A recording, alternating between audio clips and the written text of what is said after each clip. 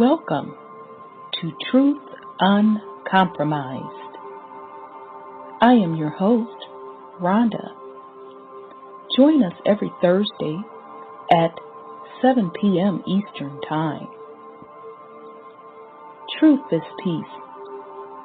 Truth is justice and freedom to love, live, and be.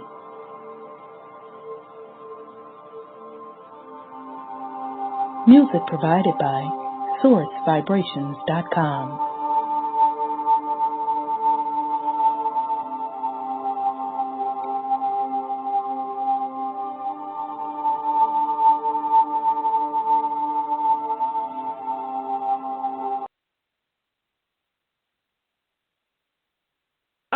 All right, family. Welcome to the Truth UnCompromeyezed Show. I am your host, Rhonda, and tonight is Thursday, March 2nd. We have a great show planned for you tonight. As usual, there is a lot going on. But before I go into that, I got to recognize my little song. I hadn't heard that for a minute. In case you youngins do not know who that is, that's Rolls Royce. Look it up. I know your mama and them know that group. They were tight back in the little day, Wishing on a Star. So anyhow, we have a lot going on this week. We're going to get in the news, chop that up a little bit. Found some very interesting stuff this week, and especially at the last minute today, there's a few things that I definitely want to discuss with you. And then the main topic tonight, I know I announced it last week that it is flat Earth. So we are going to get into the topic, is the Earth flat? So those of you that study on the metaphysics side, or you, quote, quote, know of conspiracy theorists, as they say, one of those groups that they are deeming as conspiracy theorists are called the flat earthers. So this has been a topic that has been on my mind for quite a bit. So I'm really interested for us to go over that tonight. We're going to go into what the whole concept of flat earth is. We're going to talk about how it was spoken of in some ancient texts. We're going to talk about the topics today on how it's used, and also talk about it from a metaphysics standpoint as well. So I'm really, really excited about that. So I'm not sure if Brother Wendell's going to join us. He may join us a little late, or he may not join us. I don't see him on the board yet, and that's usually not like him.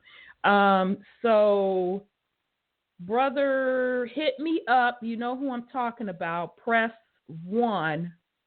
I think I know your number for sure, but press 1. I can bring you in if you're ready to be brought in. If not, just hit me up when you're ready to be brought in. Okay, so let me bring you in. I see you before I get to running my mouth. Okay. Hey, how you doing tonight, brother? All right, yourself, sister. I'm good, Brother Sean. I'm glad you decided to join us back for this little topic so we could chop it up. I hope Brother Wendell is able to join us too, because I ran across some information that I want him to chop it up on.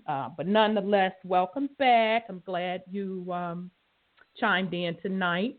And we're going to go ahead. We're going to go ahead and get started with the news.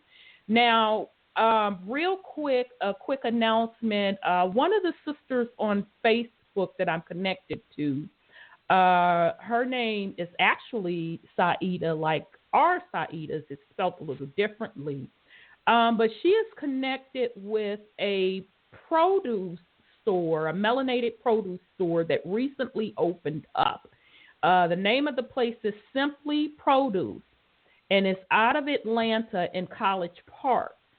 So if you're looking to buy local produce, if you're in the Atlanta area, the name is Simply Produce, and the address is 3375 Roosevelt Highway, Suite F. So again, the name of the place is Simply Produce. It's in College Park out of Atlanta. It's a melanated-owned produce store. I think they are on Facebook, and the address is 3375 Roosevelt Highway, Suite F. So this is an opportunity for us as melanated people. We talk about supporting each other's businesses, especially businesses that are definitely for the right cause, and supporting locally grown produce, especially from a melanated perspective, is a great way to do that. Okay. All right. So we're going to go ahead and get started, brother. Okay. So let me see how I'm going to start this off, because you know it's a bunch of BS going on. Okay. So, so I'm going to start off in the financial world, and because Brother Black,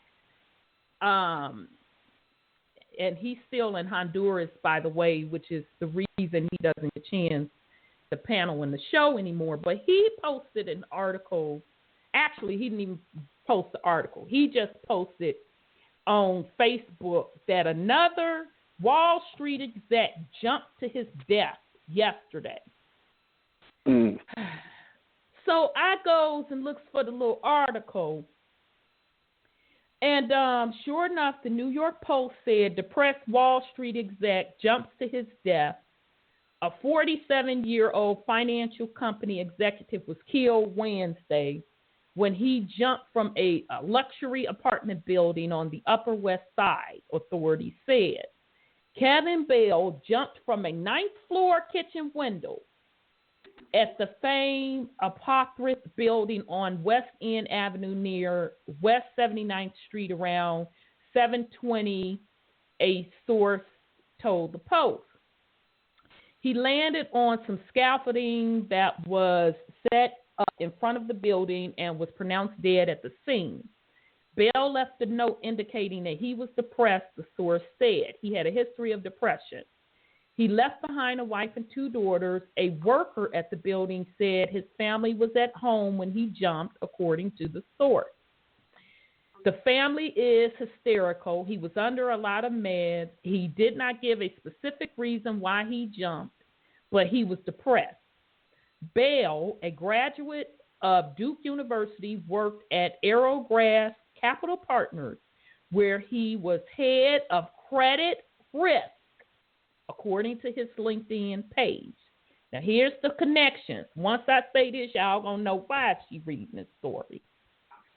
He previously worked at Saba Capital Management, Citadel Investment Group, Citigroup, and Deutsche Bank, according to his page. But now, what he did for a living, he assessed credit risk. And notice the companies that he worked for: Citibank and Deutsche Bank. Those are some heavy-hitting banks. And it's rumored that both of their asses is essentially already in insolvency state, and especially Deutsche. Well, shit, Citi too. Citi been bankrupt for a minute, okay? So I'm not going to go on with the rest of the story, because they get into, you know, how the poor man was basically dying. So now, some of you have been with me for a minute. So you remember when we were reporting on bankers dying, and it was all suicide or heart attack. I think one of them was stabbed up in the park. They was getting bumped off like one every month. And they all came from one of the big banks. It was either, I call them shitty banks, Citibank. A lot of them came from J.P. Morgan Chase. So all of these heavy banks.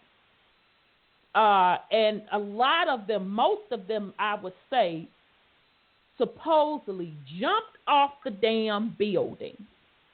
So now you have yet another exec tied to the banking industry, And his job literally was to assess credit risk. All of a sudden, he was depressed, and he just jumps up out of a window at home with his family there. Yeah, okay, right. So we'll keep paying attention to that to see if they're going to start killing off bankers. We had came to the conclusion when they were doing that, I guess it's been about 2 years ago, that they were playing cleanup.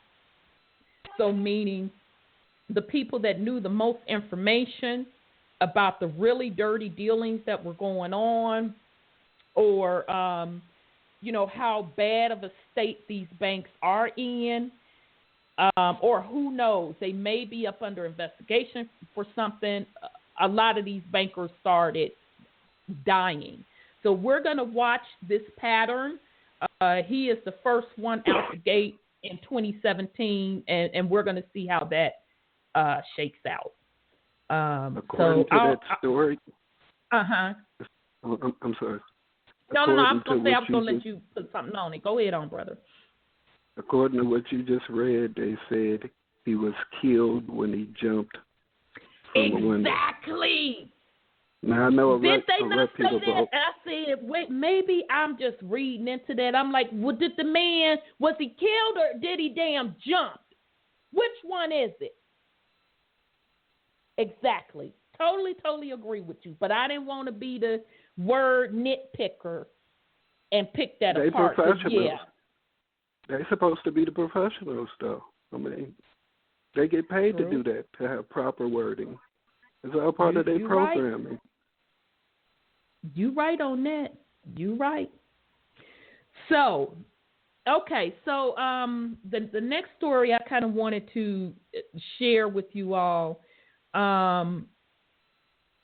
This kind of popped up where this one cat, and I'm trying to find it. I know I put it in here. If not, I'll have to explain to you. Here it is. This one guy pops up saying that he is heir to the throne of Prince Charles of England. So this came out of RT News today. And he lives in America, and he's a Caucasian man. So he says an American man who claims to be the descendant of the last king of Wales has vowed to return to Britain and overthrow Prince Charles as heir to the throne. Alan Verno Evans, 55, placed an ad in the Times of London on Tuesday claiming he is the rightful heir to the throne and will launch a bid for his royal historical estate in just 30 days. The Colorado man says he has traced an unbroken line of, I don't even know what that damn means, primogeniture. The right of succession belongs to the firstborn child back to the 3rd century. Evans claims he is the descendant of Canuda, an early Welsh leader of the 5th century who, according to legend, was sent to the region to stop Irish and Pict incursions. The American alleges that he descended from John Evans Sr., who was politically assassinated and was the last known king of Wales.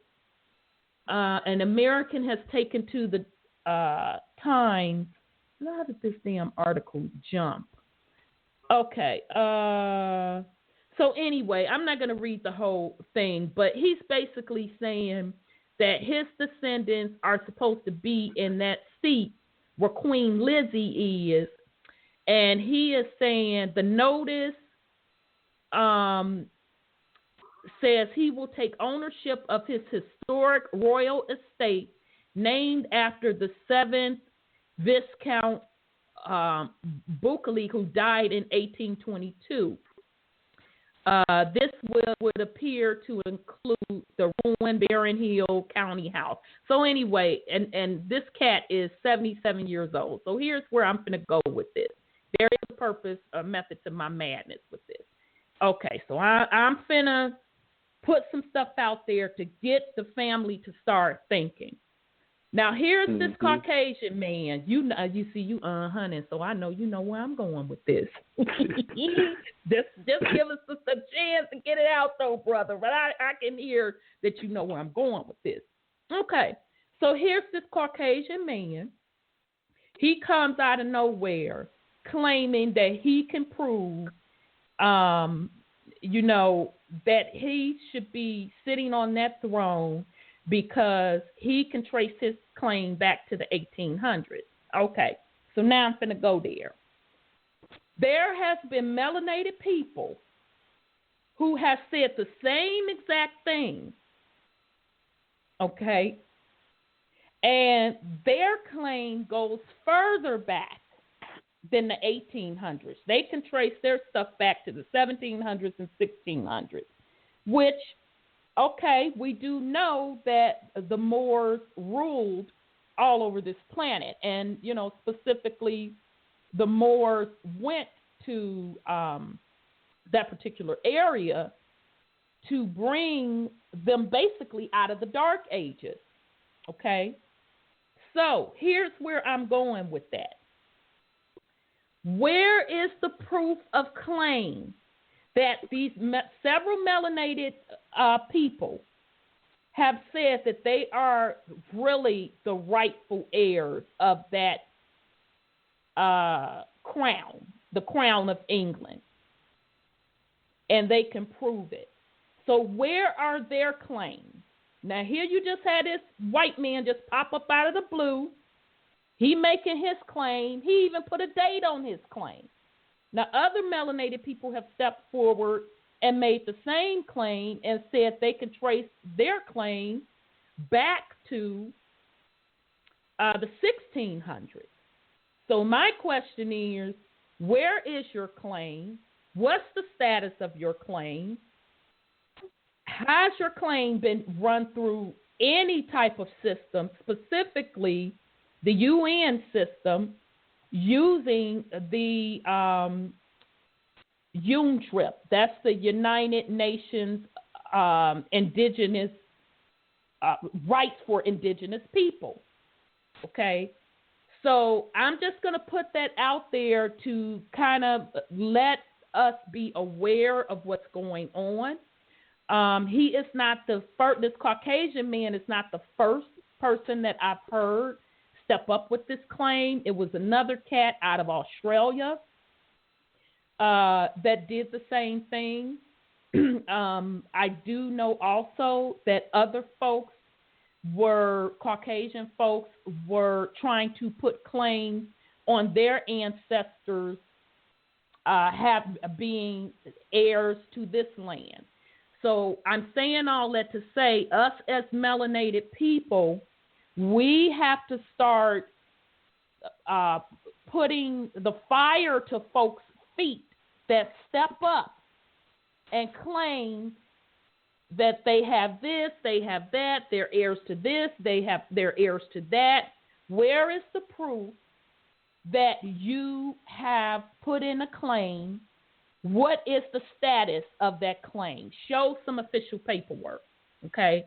So, and I'm not trying to discredit anyone that's claimed that. It's that you have to show me what you are saying is true, if that is valid, okay? Now, in my opinion, something is definitely going on with all of the Caucasian people stepping forward, trying to put in claims to the land. Me personally, I feel that we are in the age where land will be returned back to rightful owners. Pay attention what is happening in Africa. The Africans are starting to stand up and demand their land back and demand compensation for their land. Okay, none of this is an accident. It's not an accident that Trump card is telling Mexicans, I'm kicking you out, I'm building a wall. He's not doing it for your benefit. This is all code, people. So we need to pay attention to it. But as melanated people, we also have to hold each other accountable. When folks put claims out there on XYZ, it is our responsibility to say, okay, well, if we're asking the Caucasian to prove it, then as melanated people, we should hold each other to that same accountability to stop the confusion and to stop the madness. So I'm going to pause, brother, in case you wanted to put something on it. I definitely wanted to put that out there because that story just blew me away. I mean, they teach it in their educational system that all they did was steal land. Right. And so they know early it's not their land. Right. Anywhere. And they definitely know that. But my thing to melanated people is that just like we hold Caucasians accountable for where you're saying this is your land, no, it's not your land. You done stole it. Even when a melanated person steps up, we have to hold them accountable as well. So now that's what I live by. So I'm sorry, brother. Go ahead on.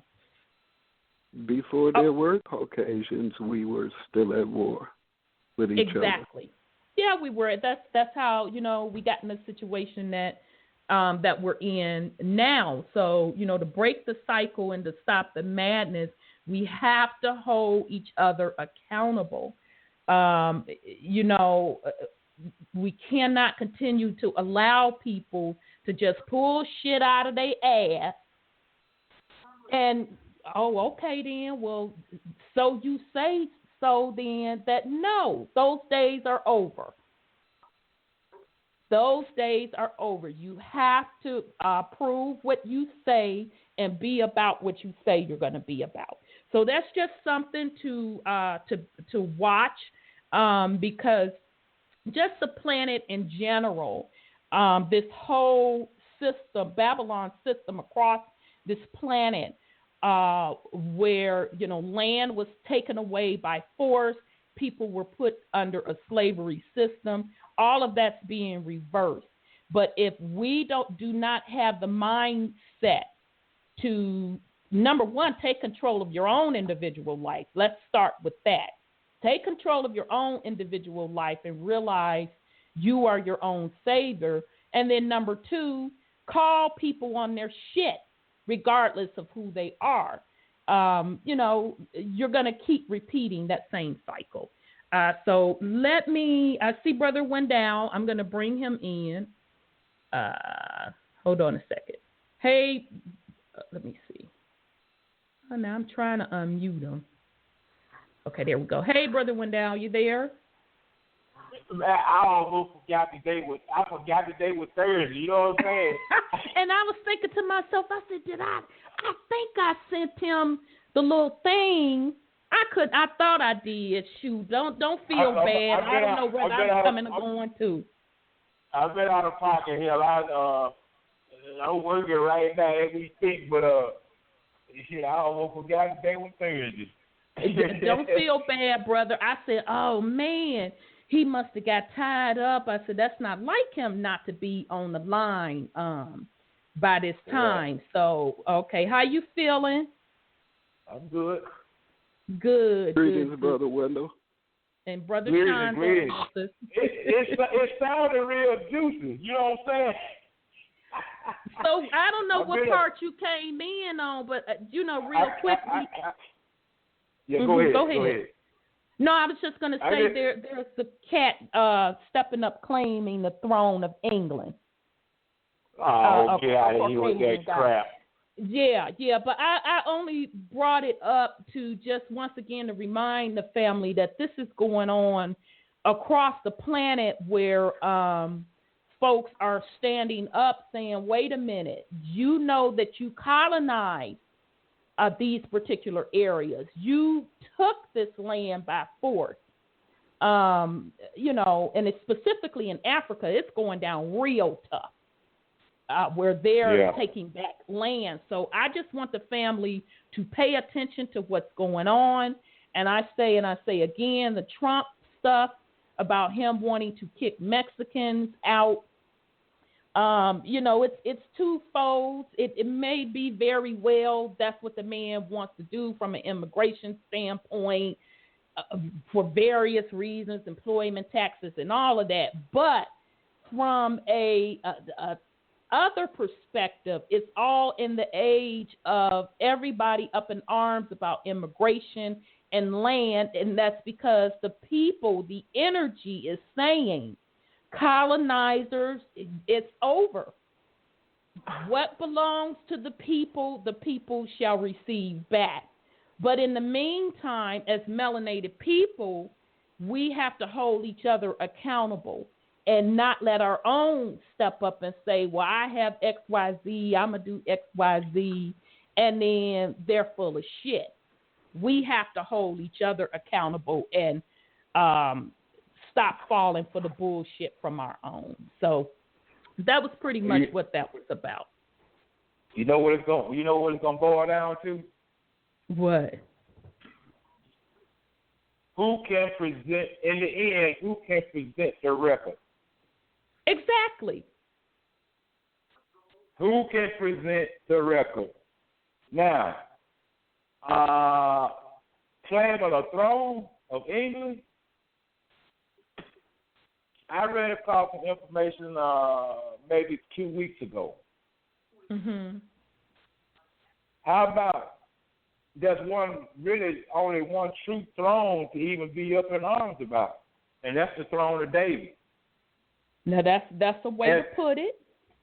And supposedly they used that throne over in Great Britain to do their little coronation. They stole that. They stole the throne of David from the area called Israel today, Israeli. Mm-hmm. They stole it and took it up there. That wouldn't surprise me because that was, a ritualistic way to get that energy, to keep that seat of power, per se, and to colonize the planet. Yeah, but see, they call it a coronation, which is nothing more than a ritual. Very good point. Very good point. I didn't think about that. Coronation equals ritual. Very good point, Brother Wendell. See, they got little words they substitute, just like the word they say adopt. Adopt don't mean nothing more than stolen. You see what I'm saying? Very good point. Very good point. Okay, so the other thing, and then we're gonna move on. I have I'm gonna try to get to. I'm sorry. Go ahead. Hey, I got one more point about the Mexicans. How the hell is Trump gonna kick somebody? How is Trump gonna say that the Mexicans can't stay here when hell they part of the 12 tribes? Yeah, and see that's why I say it's all code. and at one point, their territory was part of Texas and pretty much down near the West Coast. Exactly. I know Texas. I know California. I'm not sure about the other states. So exactly, that's why I know it's all code. Yeah, part of Texas all the way over to California. Yeah. Right, San Diego. Yeah. Exactly. Yeah. How the hell they gonna say that they ain't at home? Hell, they at home when they come here. Exactly. So that's why I'm telling the family to pay attention, and not only Trump the only one, and our on this side of the pond that was talking about immigration. That immigration stuff is a huge deal over in Europe, as the look, how, you know what I'm saying? what gets me is this. Everybody on the planet that's got any knowledge at all, just the inkling of it, knows that the original people on the planet is us, right? Now, right. We have to be honest and say, hell, the land belongs to the Creator. Exactly. Who was it given to take care of? Take care of. Exactly. Okay. That's what we have to get straight first. Who it really belongs to? We didn't create it. Right. As a matter of fact, we were created. So guess what? Somebody gave us a job to do. We fell asleep at the wheel. Exactly, because we never had the concept of land ownership. You were to take care of the land and leave it in better shape than you came to it on and kept it moving. Yeah. That's why this shit is out of whack, because everybody, I own this. You don't own shit. Yeah. That's not the way the system was set up. As a matter of fact, you don't own your own ass. How about that? but see, that's why you got these cocksuckers running this maritime law trying to claim that they own every damn bite on the planet. Y'all go to hell. But you know what? Now, in their regular ass defense, they say maritime. That's the sea. Mm-hmm. Yeah. Yeah. But they thought they maritime on the land, though. Right, but that's because we were asleep at the wheel. We let that shit happen. Yeah, it never was supposed, because they were only supposed to be doing commerce. It had nothing to do with the land. Yeah, but let's be honest. Let's be straight up about this too. A lot of people that look like us help them do it too. Yeah, we talked about that before you got on there, and that's why I said holding each other accountable. We can't keep repeating this cycle. Well, so-and-so said this, that, and the third. Well, where's the goddamn proof? Where's the plan? Well, we got to stop that. We got sellouts big time. Exactly. And we don't hold each other accountable. We don't hold each other accountable. We just let the shit happen or get pissed off with other folks that are bringing you facts, and then we wonder why we're in the condition that we're in. So, we're in the age of that cycle supposed to, it's stopping here and now. Okay, so I just want the family to be aware and pay attention to what's going on as they're discussing land. Now, real quick on the financial note, because I know we're going to get into is the Earth flat, because I got a lot of information tonight on that. Y'all, Venezuela is running out of cash. They already out of cash. They ain't running out. They are. Yeah. Let me show you something. When it hit the news, when it hit any news that you can read about it, it's done already went down. Exactly. That's true. That's absolutely true. Well, they are reporting that they're running out of cash, and this came out of RT News literally today. And they show the grocery store, and that's why we keep telling y'all, you better get your pack of drugs and don't be fucking around having your water and your stuff. Because they have a picture of the grocery store, and these shelves are barer than a mug. And so the article is saying that Venezuela is saying that they're down to $10.5 billion in reserves, but they owe a debt obligation of $7.2. So what the hell? They spinning their wheels there talking about the reserve. Exactly. What reserve? When you broke, you ain't got it. When you broke, you owe somebody. You don't have no reserve. Exactly. And so it's saying here, this is what I want you all to pay attention, because we've been telling you this for 2 years. Make sure your household is in order. Don't be dependent on nobody. Have your little food reserve on the side. Have your water on the side. Your toilet paper. If you have medication, have that shit stocked up. Because in this article, somebody got a lot of background noise. Okay, so somebody needs to mute themselves. I'm not sure who got that background noise. That's me. That's the babies upstairs. Okay, that's your babies. Okay. It's saying in this article, all in the makes it more and more difficult for Caracas to pay debt and import food, medicine, and other essentials for its citizens. Okay? So pay attention. Don't think that it cannot happen here. This is like what, the third country we done reported on that can't get to cash.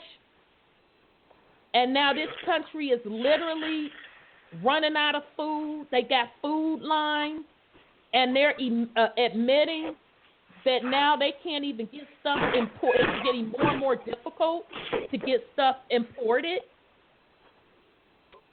So pay attention. Do not let your family get caught off guard. And I'm not trying to be a fear monger.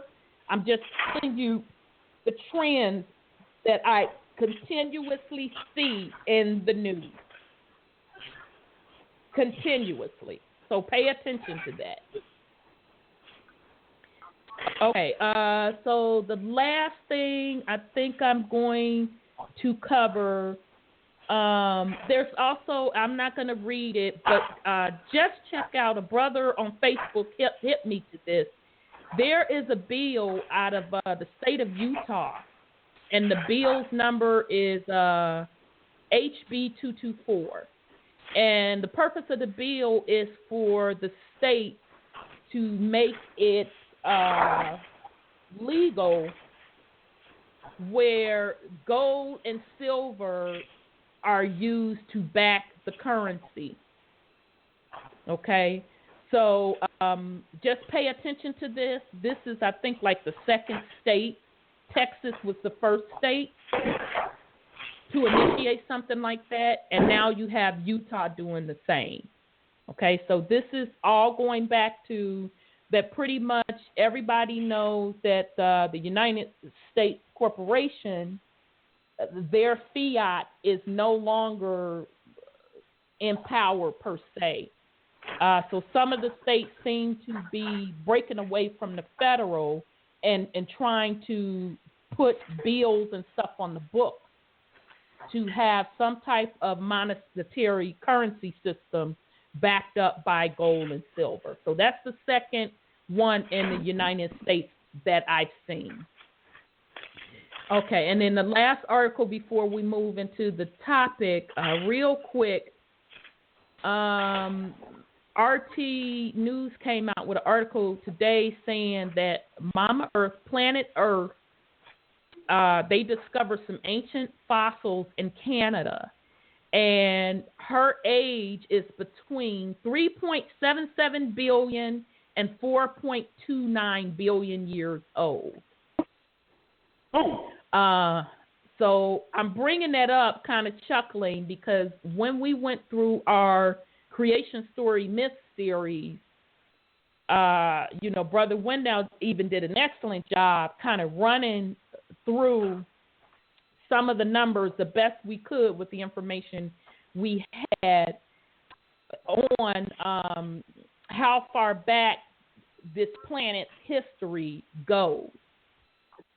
So I kind of chuckled to myself because I'm like, well, we've discussed it personally on this show, and we know that that's what some of our melanated master teachers were teaching, like the Dr. Dilbert Blair, that the planet is much, much older than what they're saying. And so they even had the nerve to say in this article, we could expect to find evidence for past life on Mars 4 billion years ago, stating that Earth and Mars had liquid on their surfaces at the same time. If life happened so quickly on Earth, then could we expect it to be a simple process that could start on other planets? Okay, so that is straight out of the series that we studied for almost a year and a half on the creation story myth, tying together this planet's history, and Mars was involved in that heavily also, and as well as other solar systems. So just pay attention when you see articles like that. Take the time to read it, because they're pretty much telling on themselves. They're slowly bringing out a lot of this information bit by bit. So I'll pause in case either one of you wanted to put something on it, and then if not, we'll move on. You know what? I don't agree with people trying to say how old the Earth is and thinking they know that's how old she is when nobody really has a clue. Yeah, Mm-hmm. we don't even know. We don't know how old we are as individuals. That's true. That's true. That now. And given that if we were truly created as spirits first, we have no idea. Right. Indeed. That's a very good point. That's a very good point. And then that still plays back into the age of the Earth, because she had to be created before we were, so we'd have somewhere to go as a whole. Right. That is true. That is true. All right, so with that said, we are going to swing into tonight's topic, which is the Earth flat? Is Mama Earth flat? Okay, so we're going to kick it off by, of course, giving just a quick definition of what the flat Earth is all about. Some of you are probably very familiar with it, so I'm pulling this straight out of Wikipedia just to give you a high level of the concept of flat Earth. The flat Earth model is an archaic conception of the Earth's shape as a plane or disk. Many ancient cultures subscribe to a flat Earth cosmography, including Greece until the Classical period, the Bronze Age and Iron Age civilizations of the Near East until the Hellenistic period, India until the Gupta period, and China until the 17th century. So all of those ages that I just named had the concept of flat Earth, okay? That paradigm was also typically held in the Aboriginal cultures of the Americas. And the notion of a flat Earth domed by the firmament in the shape of an inverted bowl was common in pre-scientific society. Now, I just love how they throw in pre-scientific. Mm-hmm. The idea, you see how they're being slick with that. The idea of a spiritual Earth appeared. You know what that means, don't you? You know what that means, don't you? Pre-scientific. You tell me what they said was scientific. In other words, their science is shit made up. Exactly. So before we stepped in and told y'all what it is really what they saying. Okay. Yeah. So the idea of the spherical Earth appeared in Greek philosophy with Pythagoras, the 6th century BC, although most pre-Pythagoras, 6th to 5th century BC, retained the flat Earth model. Aristotle provided evidence for the spherical Earth shape of the Earth of Emperor ground by around 330 BC.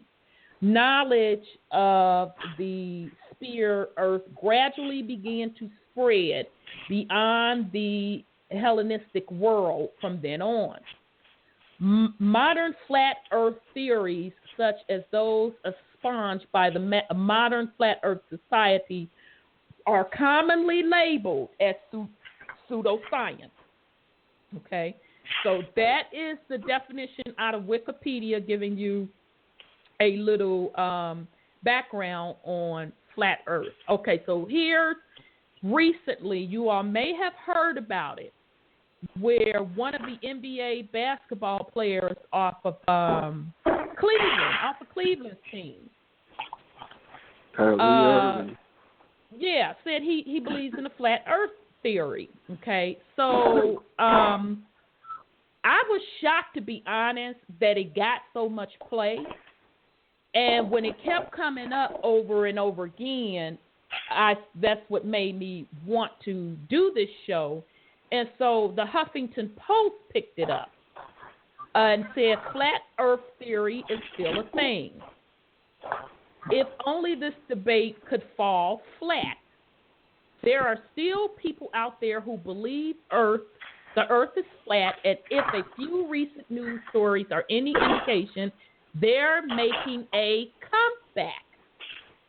The argument is nothing new. The theory reemerged in the late 19th century when the truthers thought all the Earth is round, science and whatnot was part of a conspiracy to debunk religion, according to the Pacific Standard.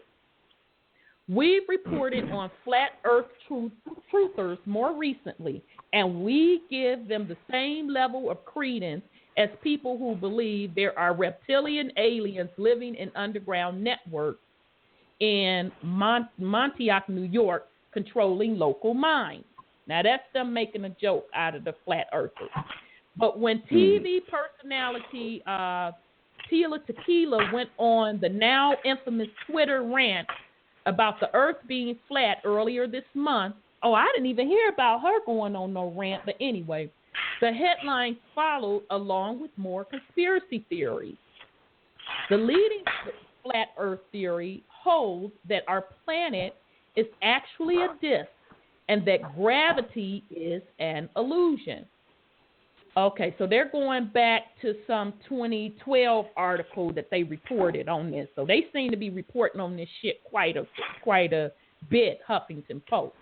So they're reflecting back, saying Earth is a disk with the Arctic Circle in the center and Antarctica, a 150-foot wall of ice around the rim. NASA employees, they say, guard this ice wall to prevent people from climbing over and falling off the disk. Earth's day and night cycle is explained by positioning the sun. Okay, Brother Wendell, I gotta mute you because it's so much background noise. Okay, all right. I'll check back with you in a minute. Okay. Okay. All right. Where am I at? I'm sorry, family. What do I do with that article? Okay.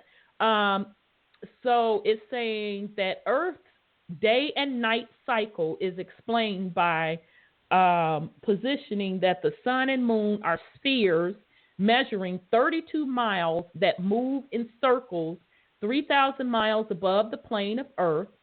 Stars, they say, move in a plane of 3,100 miles up. Like spotlights, these celestial spheres illuminate different portions of the planet in a 24-hour cycle. Flat earthers believe there must also be an invisible anti-moon that obscures the moon during lunar eclipses.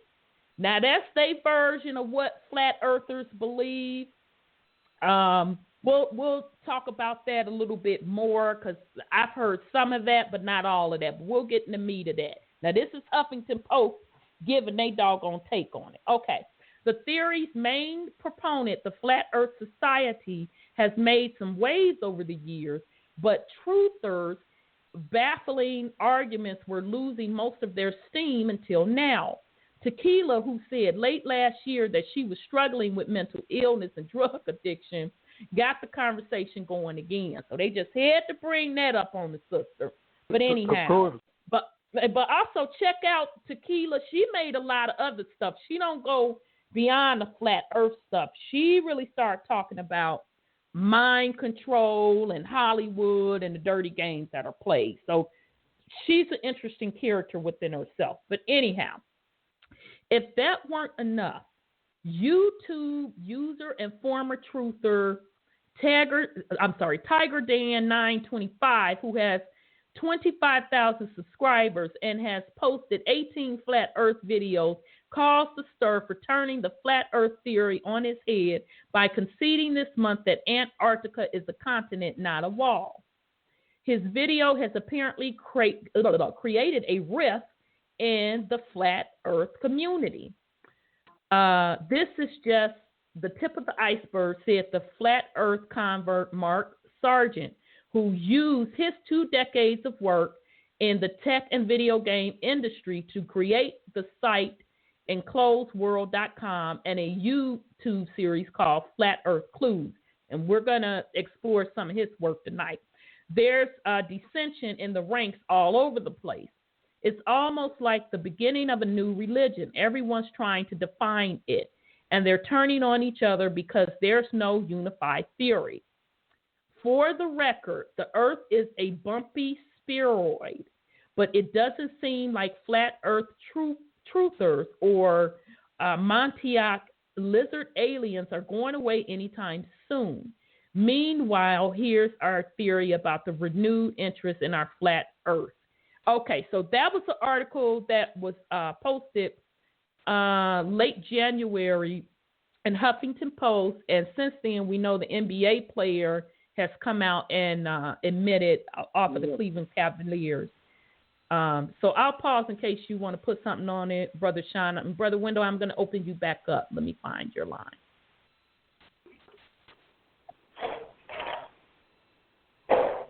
Okay, so Brother Wendell, did you want to put something on that?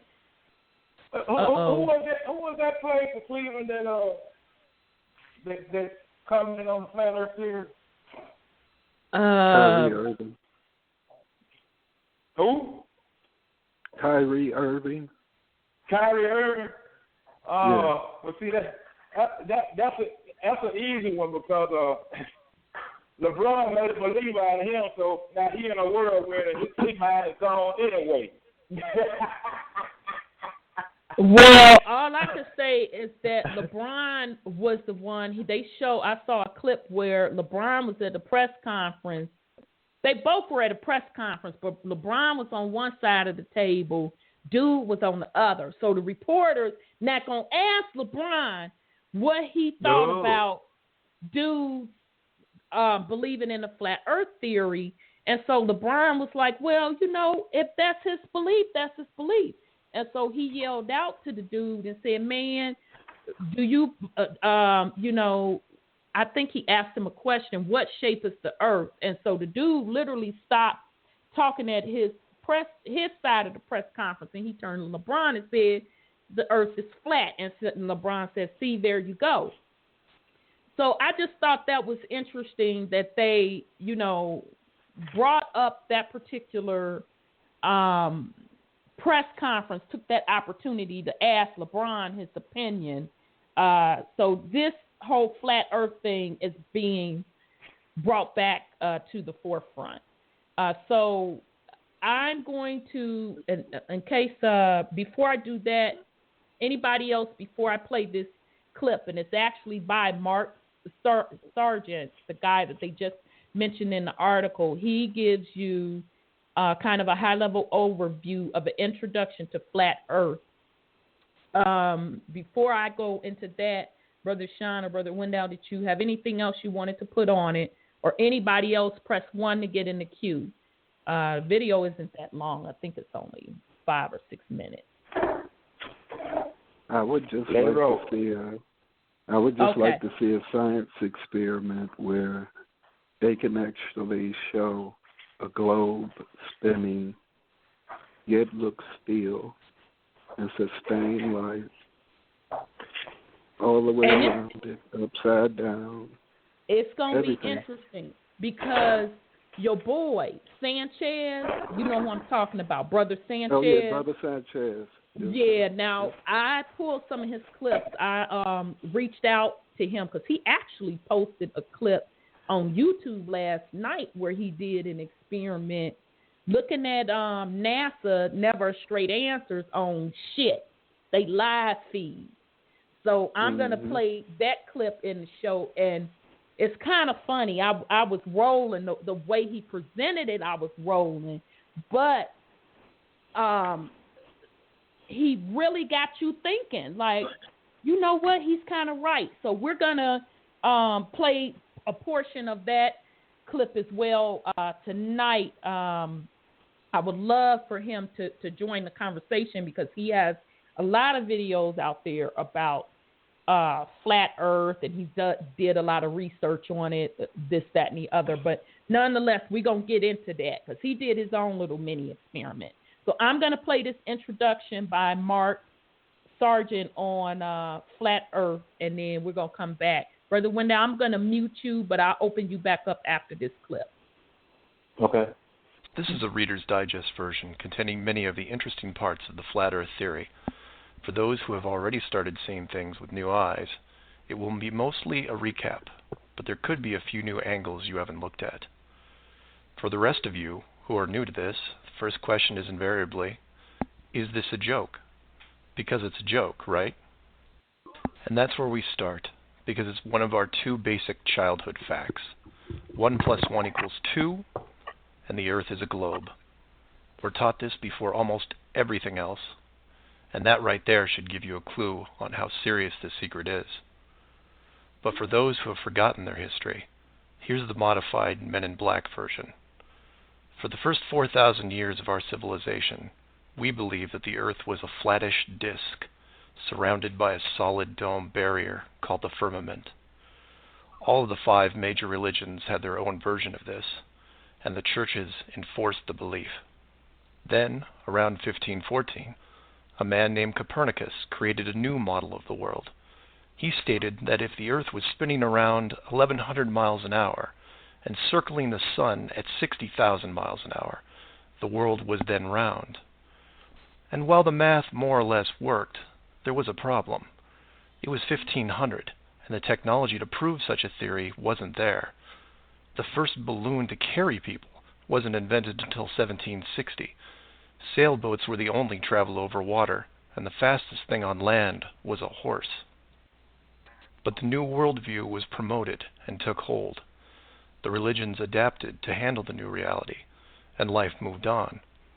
More importantly, the globe model was quickly introduced into the education systems. Over the next 500 years, the challenges to this model faded, to the point where the globe was accepted as universally as physical laws such as gravity. Read that again if you didn't absorb it. For 20 generations, people believed that the Earth was round because there was a globe in every classroom they sat in. There was no proof. Hundreds of years went by, and still civilization had no way of proving the theory. Planes were invented around 1900, but until 1957, nothing could go high enough to give a true perspective of where we lived. And that's when everything got strange. The United States and Russia both sent up rockets high enough to take decent pictures, and what they saw scared them a great deal. How do we know they were extremely concerned about the sky? Because the US and Russia immediately started firing nuclear weapons straight up, and they kept firing for the next 4 years. A few things to keep in mind here. First, this was now 1958. Nuclear weapons were very expensive and hard to come by. These also weren't those nominal yield 20 kiloton toys we used on Hiroshima. This was high kiloton to low megaton, and we couldn't get them up fast enough. And the strangeness continued in other places. In 1959, only a year into the atmosphere bombardment, 10 nations, including the United States, made Antarctica off-limits to any colonization. A treaty was put in place, and to this day remains intact.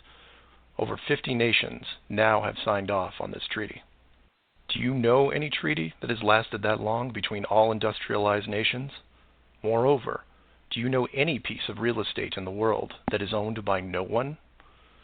You would think at the very least one of the large oil companies would use their huge financial resources to explore this region, and yet they don't even petition the idea. The short version of the discovery is this. By 1958, the military had discovered the very solid upper and outer edges of our world, and had to create a way to put up do not enter signs without looking obvious. It was tricky, but if there is one thing I have learned about the authority, it's that nothing is left to chance. Most of the work had already been done for them, so their job was primarily in the details. The sky part of the dome was much higher than commercial air traffic, so the only thing they had to worry about there was the space program, which is immediately militarized. The outer border had the natural benefit of not only an extensive ocean, but a scaling decrease in temperature and a steady increase in iceberg frequency to discourage ships, all leading to a permanently frozen landmass that could not be used for any form of agriculture. This ocean and ice layout had worked well for thousands of years because the technology of the current civilization didn't evolve quickly. Sailors avoided cold weather seas whenever possible, and oxygen levels get low enough to harm people, even on high mountains. The brilliance of the design comes in the simple fact that human males are corrupted by power. Corruption so total, in fact, that they would rather hide the world itself rather than risk their power on it. You could theorize that kings and popes were told of the world a long time ago. Maybe an ancient scroll or book. Perhaps an interdimensional being told the tale of what the world looked like. But this was all but dismissed, because even the most powerful leaders of the day couldn't reach the borders. And if they couldn't, what chance did the general public have? It's one thing to be told of the giant impenetrable dome, but it's a whole different animal when you finally stand right next to it. Then the tough decisions have to be made. Do we keep the secret? And how far are we willing to go to keep the status quo? Once they decided to keep the secret, no expense was spared. The rapid progression of rocketry science had to be addressed quickly, and so the moon missions were created. Matt from the NASA channel was right in his thinking that you needed the moon mission event to stage a picture of the Earth from deep orbit, and that couldn't be more true. Establishing NASA as the front-runner of space exploration also diverted people who would have otherwise created their own space companies for profit. The best engineers, technicians, and pilots were recruited to the NASA space program. Once there, they were compartmentalized on a need-to-know basis. The astronauts know of the deception and are sworn to secrecy under the penalty of whatever motivates them. Private space programs are discouraged, sabotaged, or absorbed into the NASA fold. Private sector spacecraft are just not going to be allowed for several reasons. The most obvious is the collision with the dome itself. The telemetry data from such a mission would show an impact failure at a certain altitude, and if repeated, would raise questions NASA just isn't prepared to answer.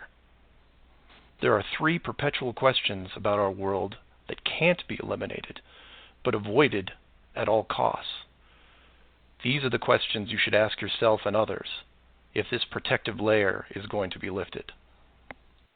I'd like to preface this with a thank you to Max Malone, a conspiracy hardcore who has a knack for boiling down debates to a single paragraph whenever possible.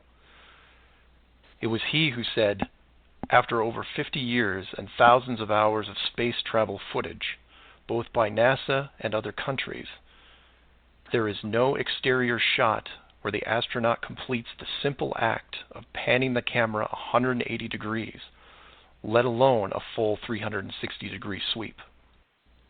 This has never happened on any moon mission, exterior space station, nothing, ever.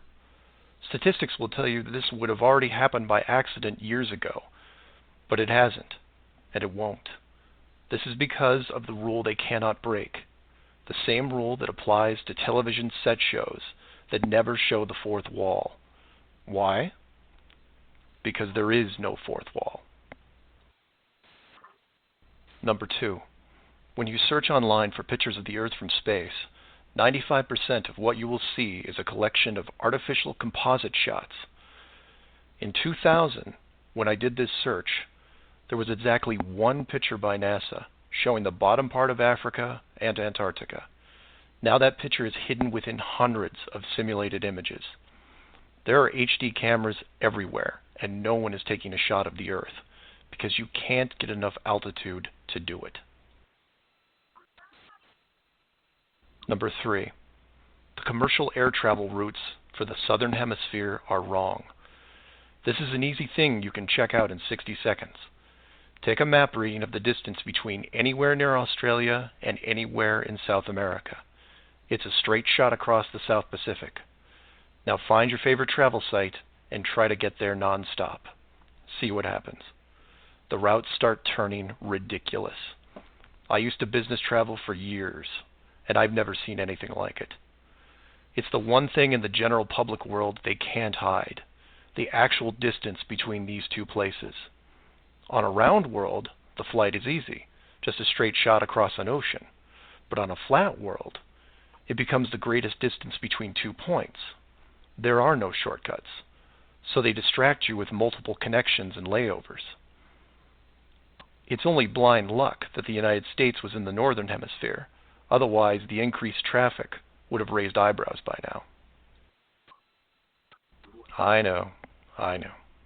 It's madness. It's lunacy. There are people who will tell you straight to your face that all the leaders of the world are lizards, and yet these people laugh out loud when you say the words flat Earth. I was, and still am, a huge conspiracy guy. I literally ran out of new tin hat topics to research, and I still wouldn't look at this one without embarrassment. But every time I glanced at it, there was something unresolved. And once I saw the near perfection of the whole plan, I was hooked. Do your own homework. Ask the questions. Get past the possibility and see if you can move into an even bigger picture, like who built the dome and why. That's where it starts to get really interesting, and things start opening up. I know I said years ago that the greater good was something that should be preserved, that JFK, Pearl Harbor, and 9/11 were inevitable. I still believe it, and I understand the decisions. The globe illusion, however, has run its course over the last 500 years. It's time to start again. If that means we end up getting the attention of who or what created this place and force the reset of the world, is that such a bad thing?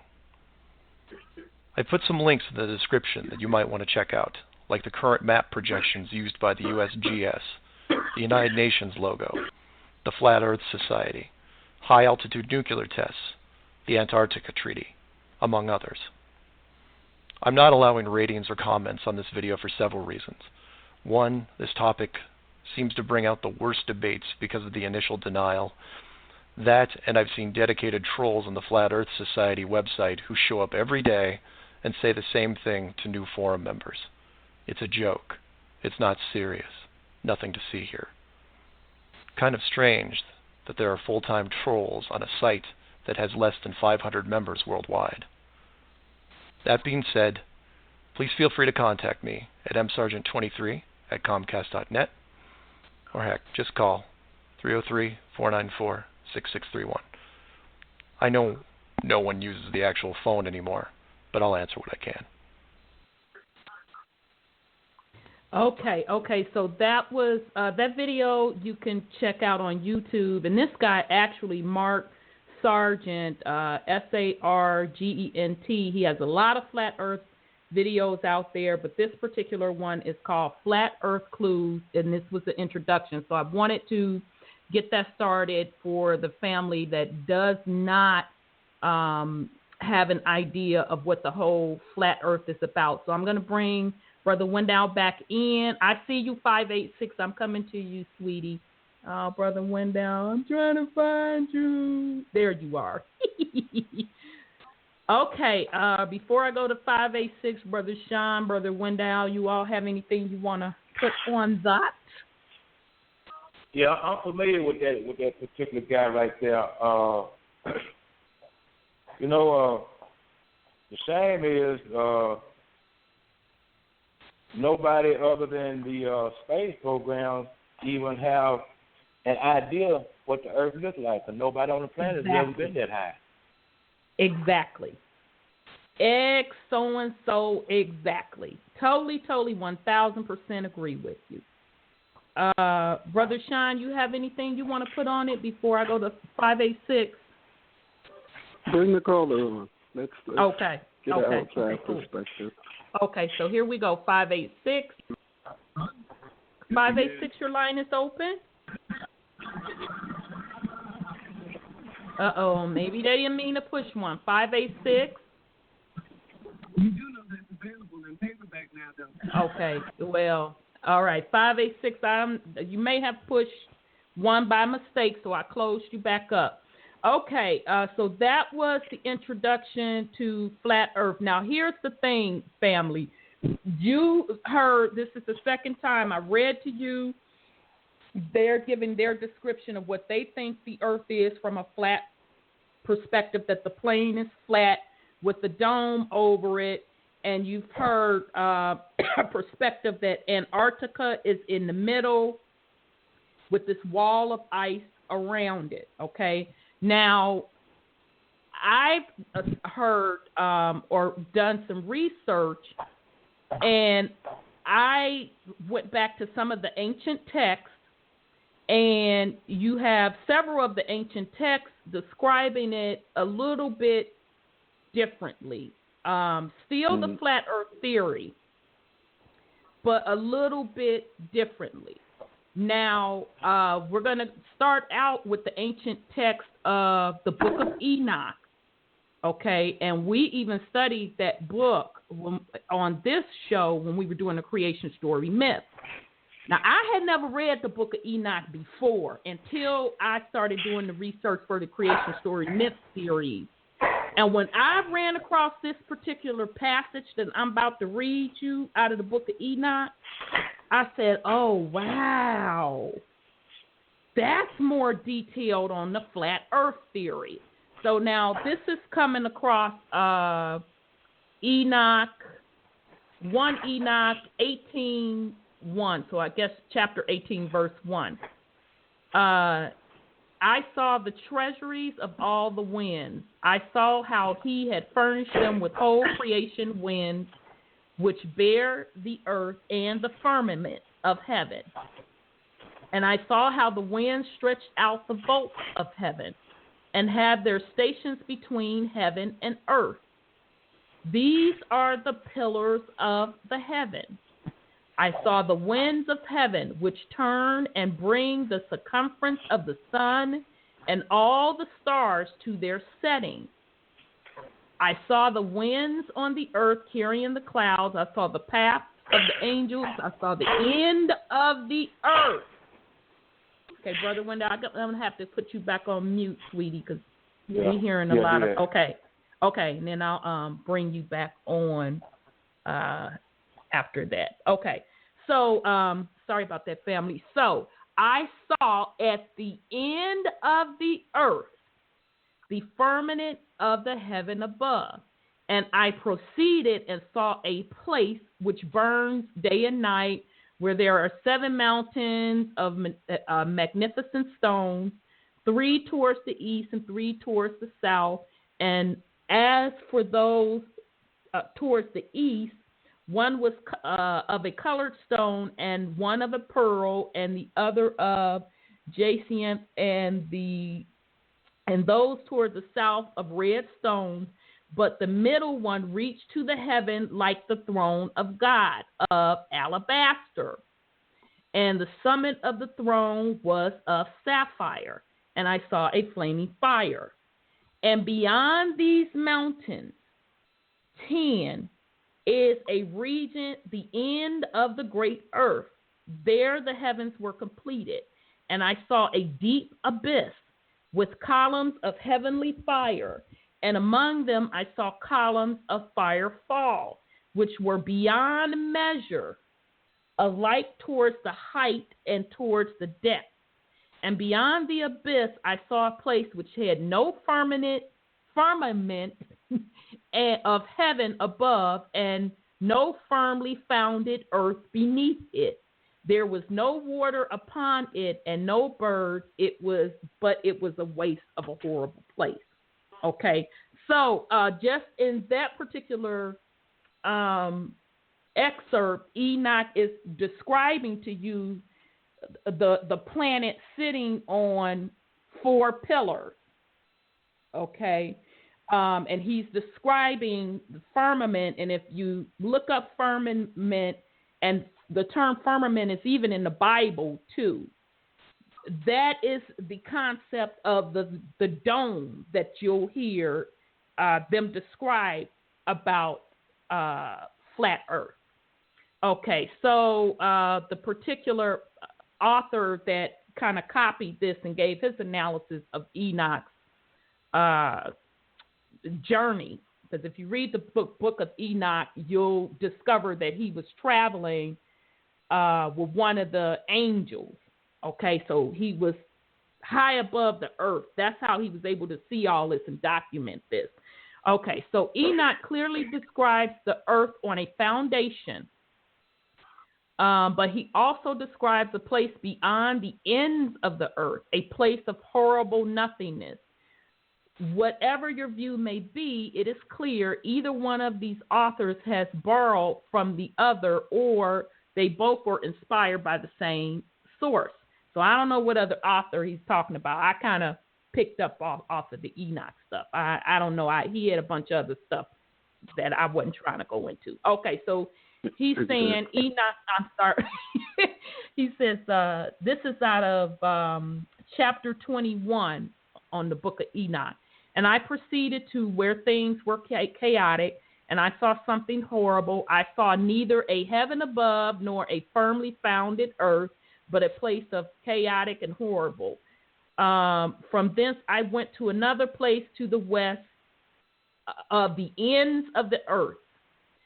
And then in verse 33, he says, and from thence I went to the ends of the earth and saw there great beasts, and each differ from the other. And then I'm not going to go through that. He just goes there describing the beasts. And then he states again that he saw the ends of the earth whereon the heaven rests, and the portals of the heaven opened. And I saw how the stars of heaven can come forth, and I counted to their number and their names, the courses and their position, and their times and their months, as Uriel. That was the holy angel that Enoch said that he traveled with. Okay, so I'm going to open back up Brother Wendell, because I hope you remember, I hope I wasn't making this up in my mind, that we kind of trace Uriel, the angel Uriel, to several other beings, and I know specifically one of the Anunnaki beings. So let me open back up, Brother Wendell, if I remember correctly. I hope I'm remembering right. Okay, Brother Wendell, you there? Yeah. Okay. So do you remember when we were doing the Lost Book of Enki, and we talked about Enoch and his family's role, and how Enoch and Noah, because you know Enoch and Noah, Enoch, isn't that Noah's great-great-grandfather, if I remember right? I think it's his great-great-grandfather. Somewhere along that line, but in the Lost Book of Enki, Enoch was actually called Enki Me. Right, Enki Me. Okay, and in the Lost Book of Enki, the one that took him and showed him the heavens was Enki. Okay, so Enki in this particular book of Enoch is playing the role. They renamed them Uriel. Yeah. Okay, that's what I wanted to bring on. Okay, so again, the book of Enoch goes on, and Enoch is documenting the sun, the moon, and the stars. Now, this is out of chapter 72. And he says the book of the courses of the luminaries of the heaven, the relations of each according to their classes, their dominion and their seasons, according to their names and places of origin, and according to their months, which Uriel, the holy angel, who was with me, who is their guide, showed me, and he showed me all their laws exactly as they are, and how it is with regard to all the years of the world and unto eternity, till the new creation is accomplished, with dureth till eternity. And this is the first law of the luminary. The luminary, the sun, has its rising in the eastern portal of the heavens, as its setting in the western portal of the heaven. So, according to Enoch, when the sun rises and the sun sets, it is coming through some portals. Okay. So, the stars, according to Enoch, this is coming out of the book of Enoch, chapter 18. I'm going to mute you again, Brother Wendell. I'll bring you back. Okay, so let me see. This is chapter 18. And beyond that abyss, I saw a place which had no firmament of the heavens above, and no founded earth beneath it, no birds, none of that. And it said, I saw there 7 stars like great burning mountains to me. And the angel said, this place is the end of heaven and earth. This has become a prison for the stars and the host of heaven. And the stars which roll over the fire are they which have transgressed the commandment of the Lord in the beginning of their rising, because they did not come forth at the appointed time. And he was wroth with them and bound them to time. Their guilt should be consummated for 10,000 years. So the point the author is trying to make with this is that Enoch is not painting the stars as burning suns out in space, but rather he is painting the picture of the stars as being intelligent beings that have been commanded what to do. And if, they don't obey, they're punished. Okay. Now, when I first ran across this, I found it highly, highly interesting, because I had never heard this concept before. The only other time I had heard this concept was Brother Bobby Hemmett said that the stars are souls, and each one of the stars in the sky represents the soul in this plane. Bobby Hemmett was the first person that I heard to say that. So supposedly each one of us, with souls, you are represented as a star above us. So when I saw this in the book of Enoch, I'm like, whoa. Okay, so I'm going to open you back up, Brother Wendell, in case you got something. And Brother Sean, jump in. Please feel free if you want to comment. I don't want to keep running my mouth. Yeah, because if you think about it, the firmament and the stars being within the firmament, because if we're a ball hurling through space at so many thousands of miles per hour, wouldn't we see different constellations? How fast is the sun and the moon traveling? Because they circle us. Well, according to their pseudoscience, we circle them. We circle the sun, according to them. Oh, so we just basically just go in a circle at thousands of miles per hour while we're spinning. Right, because we spins up around the sun, and once we make it around that sun, that equals a year. Now, that's according to their science. But that's not necessarily, to me, not necessarily shit. That ain't what I see when I look in the sky. I see the sun rotating around. How about this? What Go if ahead, everything brother. is rotating? What if everything is rotating around everything else? Exactly. That's another theory that I think Dr. Valentine said that. Everything is moving. Yeah, I think, I don't want to misquote him, but I think that was a theory that Brother Valentine brought out. So that's a very good point. Okay, so the next point he wanted to bring out, and Brother Wendell, I hope you remember this. Who was representing the angel Raphael? The Anunnaki. You gave a name on that. I straight forgot. We'll have to go back and look at the notes. That might have been the nerve. And I think he was talking about. I think when we talked about that, we was talking about when they were in South America, and they went back over there. One of them was left over here to guard the new spaceport and the new facility and everything. Right. And that was that was Enlil's son, the nerve. Okay. So he shows up. You talking about that? You talking about that angel standing in the lake, right? Yeah, that was guarding the minerals, right? Okay. Yeah. So that came out of the book. Okay, that's Enlil's son. Okay, so he showed up in the book of Enoch because he showed up as Raphael, one of the holy angels, who takes vengeance on the world of the luminaries. So it's going into, this is Enoch chapter 22. And thence I went to another place, and he showed me in the west another great and high mountain and of hard rock. And there was in it 4 hollow places, deep and wide and very smooth.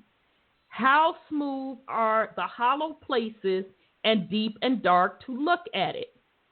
Then Raphael answered, one of the holy angels who was with me, and said unto me, these hollow places have been created for this very purpose, that the spirits of the souls of the dead should assemble therein, yea, that all the souls of the children of man shall assemble here.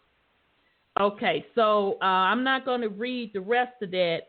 And so, because Raphael went into describing it and all of that, and why they were there, and so again, it was then Enoch asked them, why are they over here in this hollow place in the earth? The 4 separate places, okay?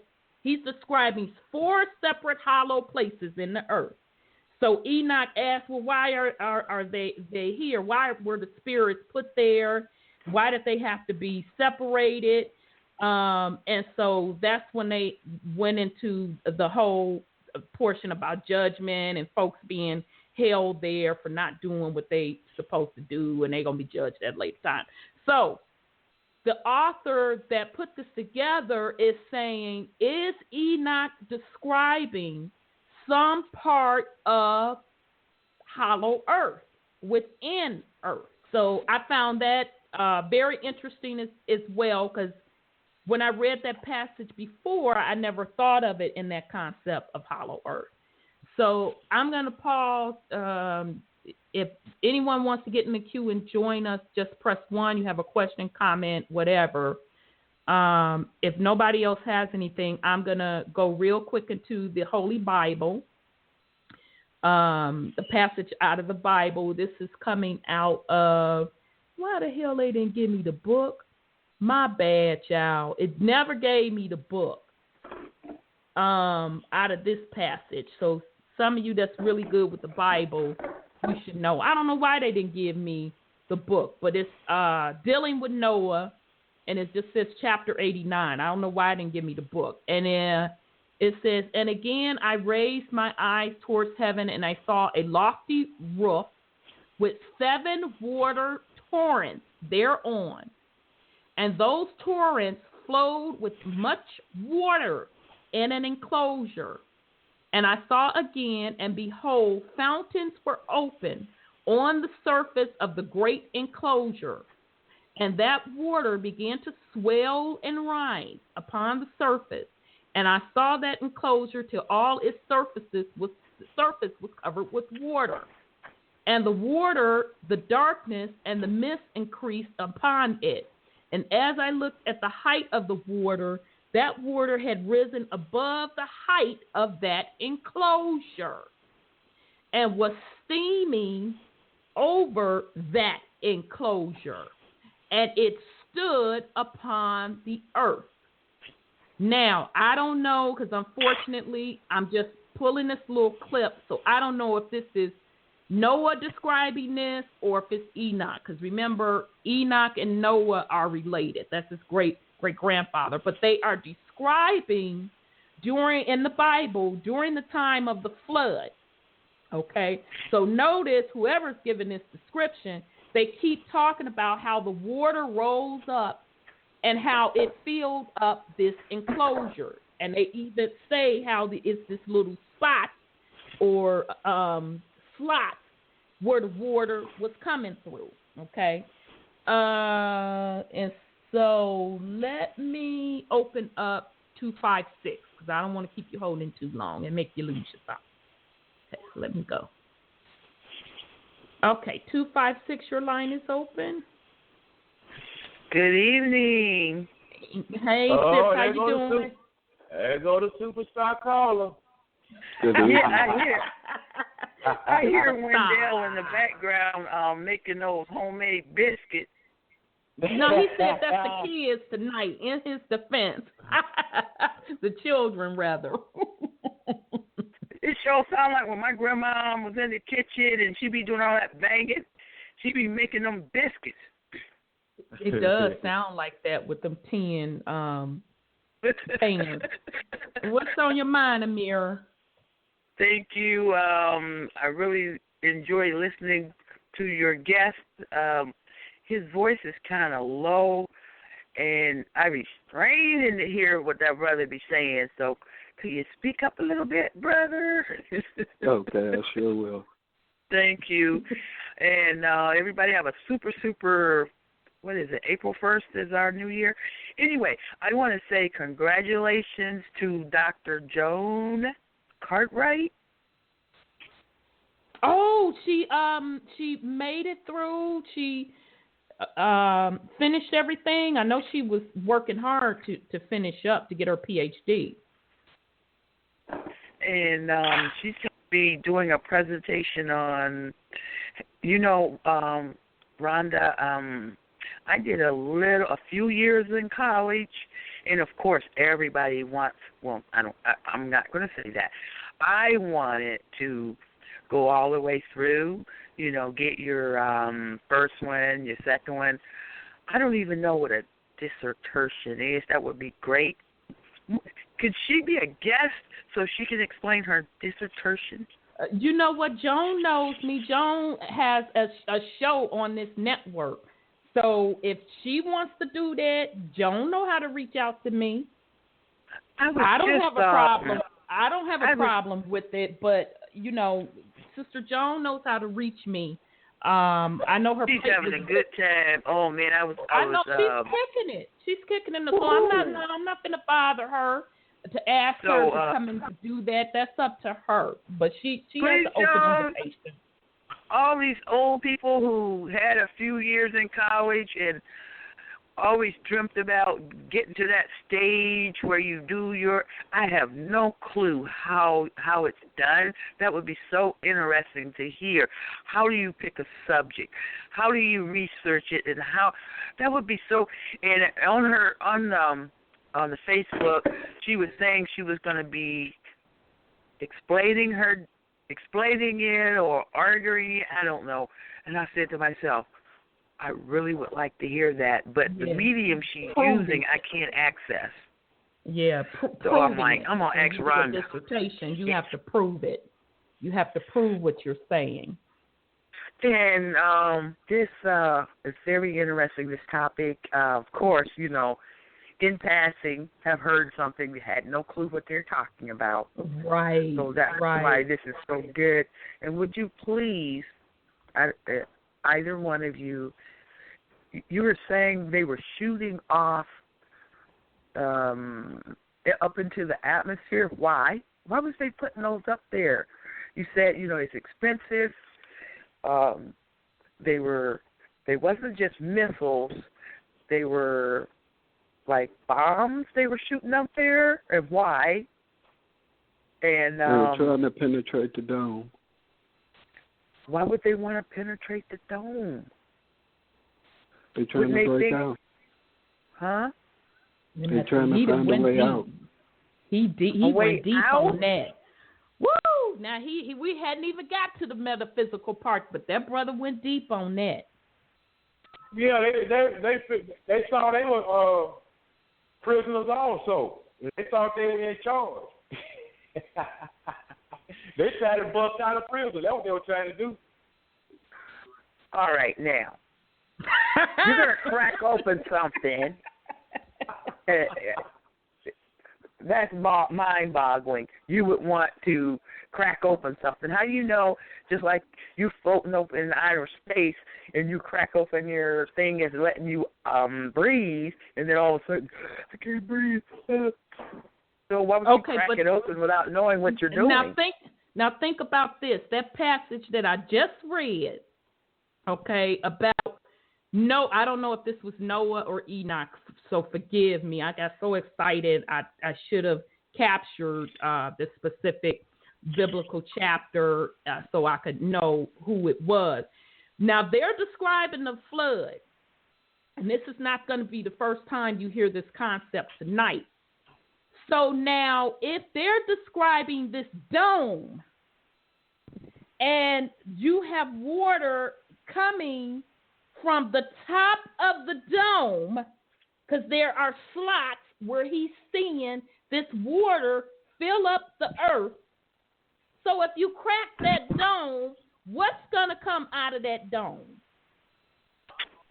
Water. Exactly. We're all drowning again. Second question, because why would they shoot all that up there? And the second one is, it was saying aviation does not allow us to go high enough. So they think these rockets or whatever they're shooting up there will make it high enough. Is that the idea? Here's the deep part. If you go on YouTube and you type in rocket launches, flat Earth, I never paid attention to it until I started hearing about this flat Earth concept and going over everything that a lot of folk are saying. If you watch a rocket launch, you're going to see one or two things.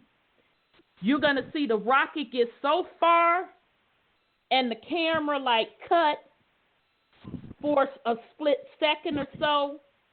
And then the next thing you know, when it come back on air, the rocket is, quote, quote, allegedly out in space.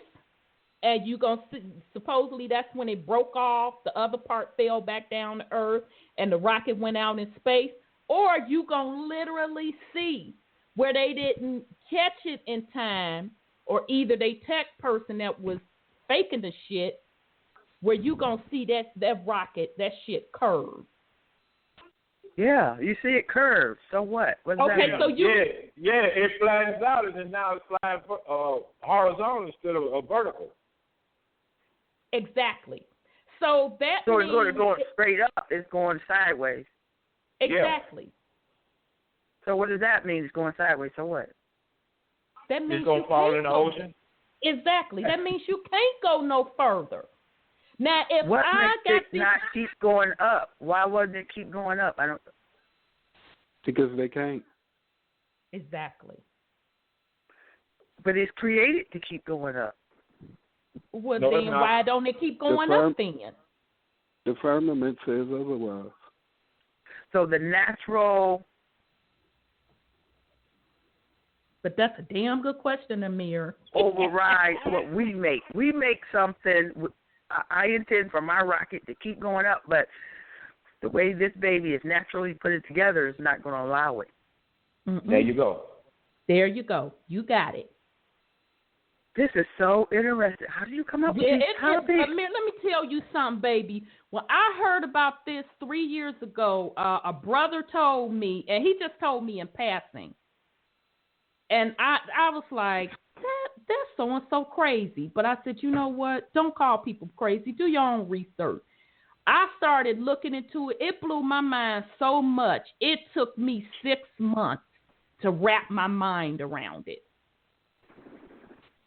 Well, look. The evidence that you need to draw a plausible conclusion is right there in the book of Enoch and right there in the Bible. Mm-hmm. Where is a corner? A corner is not on something round.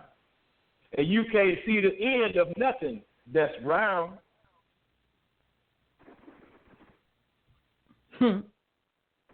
You can't. What's the point? It's got to be flat. How does a round object have corners? And how does a round object have, and you can see the end of it? You can't see the end of something round. You just keep seeing the same thing over and over. And hence the next verse out of the Bible. Now this is coming out of Revelations. Revelation 7:1. And after these things, I saw 4 angels standing on 4 corners of the earth. That's exactly what I'm talking about. Yeah, round don't have a corner. There you go. Okay, very good one question, Amir. But go ahead. You were saying the portal and the sun comes through the portal? Yes, ma'am. Well, why don't they take their rocket through the portal? They can't. They can't.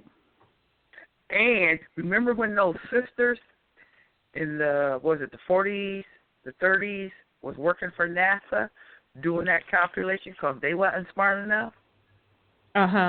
With the one that they made the little movie about. Yeah. Mm-hmm. Wasn't the idea that they were able to calculate the opening of the portal so they could get through? No. That was just a calculation. So that's just like if I give you some numbers. If I tell you the sun is 93,000 miles away, the moon is I done forgot the distance. They said the little moon. My rocket projection is this. What's the formula to get to the moon? If you can't get through the portal, how you gonna get to the moon? That it wasn't about the portal, beloved. It wasn't about the portal. Those sisters just gave them their calculation based on the parameters they gave them.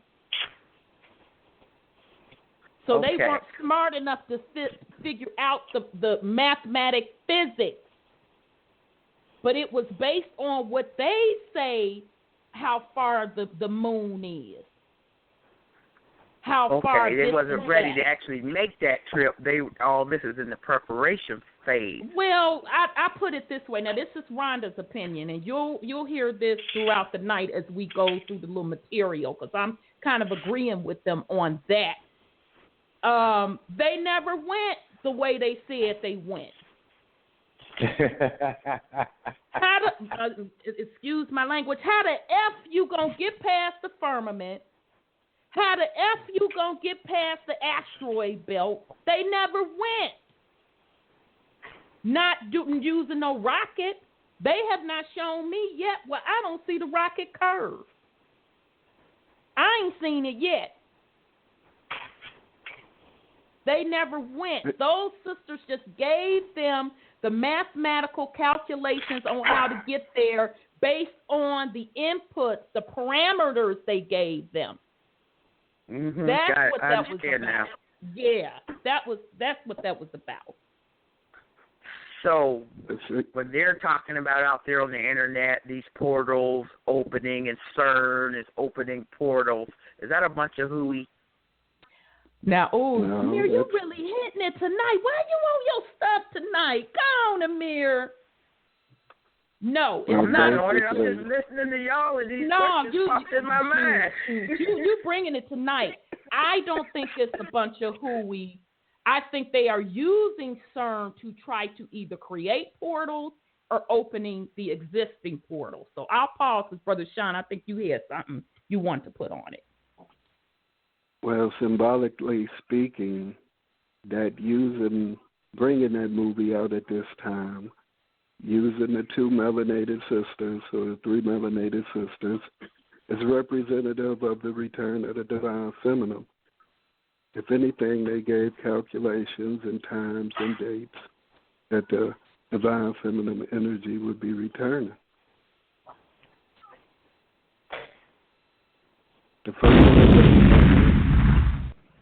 now you have to be vibrating at a certain frequency in order to enter or to leave. Right. That's what being free is. Right. Which, by the way, I would just add to what Brother Sean is saying, which was brilliant, by the way. You know, those souls that astro travel, you're already leaving the dome. You're doing it from the spirit world perspective. So you're able to get out of the dome. You have a certain vibrational frequency. You can make that connection. So you could get out the dome, kick it, go to these different realms, do what you need to do, X, Y, Z, 1, 2, 3. But if you're not on that frequency, you're trapped. You can't get past that dome. Nor can you use those portals. Absolutely. Nor can you use the portals, because in the book of Enoch, when they also talk about the angels standing on the 4 corners of the earth, I look at those as portals of the earth. Then you have the portals that I think that was Noah described on how the water was coming in at the top of the dome, per se. Then you have a portal in the middle. Now, those are just the portals that were described in these ancient texts. I'm sure there's many, many others. I'm of the school of mind that there's probably a portal in most of the major cities over in North America. But just because it's a portal, that don't mean your ass can go through it. You don't have the permission, quote, quote, the proper frequency, you can forget it. But very, very good question, Sis Amira. And just one last one. I watched Dick Gregory's videos. He says millions and millions of melanated people are missing off the planet, and they're on the planet just above us. How'd they get up there then? That's interesting. How did he say they got up there, but he didn't say? If he did, I haven't picked up on it yet. Okay. Now I don't know I don't know nothing about that, so I can't even begin to comment on it because I don't know what he's referring to. They were taken for slave labor. So thank you for letting me in again. Great, wonderful. Just keep listening because hopefully more is coming up before it gets off. And Dr. Joan Cartwright, congratulations, and please get in touch with wonderful Rhonda and say, I would love to present this on your show. Listener here would really love it because I would really, once all this is settled, continue my higher learning and perhaps, get to that level where I'll be able to do one, at least something to put on my wall, PhD. They call me Dr. Amira. Well, thank you so much, sis. I appreciate it. Thank you. Good night. Great input tonight. Okay, sis. Peace and love. And yes, congratulations, sis Joan. We're proud of you, Dr. Joan Cartwright. Great job. Okay, we have 2 more callers in the queue, gentlemen. So and this is interesting. I have 2 661. So I'm going to go to the first 661. And then other 661, I'm coming to you next. So 661, your line is open. Is that me? That is you. Hey, sis, how are you? Sis Sandra, good to hear your voice. I'm good, beloved. I'm so late getting on. I was doing some work and I forgot. I'm so sorry. Oh, that's okay. That's okay. I was getting on, and you're talking about the flat Earth and the dome and all that kind of stuff, I understand. And I just want to put another thing on the table that the conspirators have. The reason they cannot get out of this place is because it's under guard. And the Black Knight satellite is one of the instruments that they say is watching over the planet and making sure that they cannot get out of the dome. And also you have to have melanin or be melanated to get out, and then the rockets they fall at the 45-degree angle when they were talking about the flat Earth, in that one of the videos. See about the flat Earth, they fall to the right. They always have. And to the right. Don't they veer off to the right? They veer off to the right about a 45. They go pick them up in the ocean. But the Challenger, I think Dr. Blair may have mentioned that, the Challenger did something that it wasn't supposed to do and tried to get out of the dome, and that's why it was shot down. It was shot down. Oh, yeah. Wow. I missed Dr. Blair talking about that. I think it was him. I was listening to a lot of his videos, and he said it was shot down. And so I said, wow. Interesting. Yeah, because the Black Knight is an extraterrestrial satellite that monitors, they said it's as old as 13,000 years. And it's been sitting up there monitoring all the activity on the planet. And so they were really under lock and key, to be honest with you, from what I can understand about why we can't get out. And Amir, there are a lot of people missing, Asiatic people, Moors, or black folks, as you call. They are missing, and it's mostly males at that. But they also the people in Rwanda and the Congolese wars, I understand that was those people were ground up. And that for the melanin. Yeah, for that melanin. So they're using us to try to break that barrier.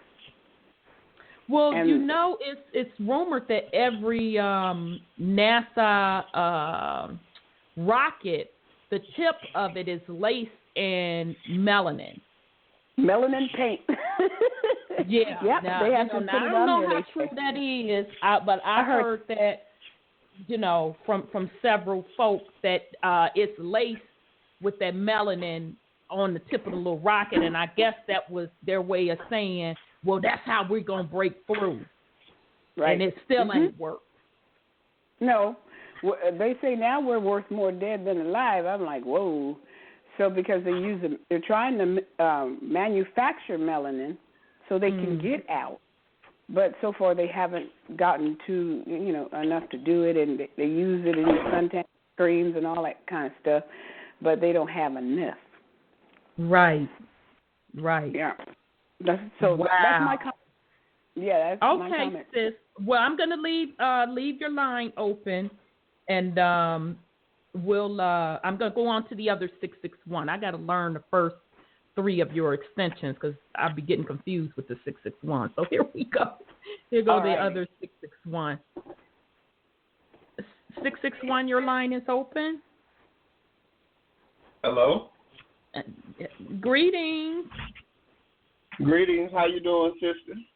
I'm doing well. How are you? I'm doing fine. My mother was just on the phone right now. I seem to hit you up on Facebook a lot and send you a lot of information. Oh, yeah. Hey, beloved, how are you? I'm doing pretty good. I posed that question on Facebook just the other day, talking about the four corners with the angels on the around the planet, and no one could guess that question what the four corners actually symbolize. And if they really dug a little deeper in the thought process, a sphere does not have four corners. There you go. Exactly. But they did not think about that. So they were thinking about revelations and everything else, but somehow their mind didn't grasp the concept that we are being held in captivity. And my theory, and my mother's theory too, we believe that this is a prison planet. And the dimensions that we are moving into as showing that we are still being trapped and monitored on this prison planet. My mother also was talking about the black satellite just now. I guess President Obama shot it down. He shot at it or shot it down. The black satellite? The black satellite. The black knight. So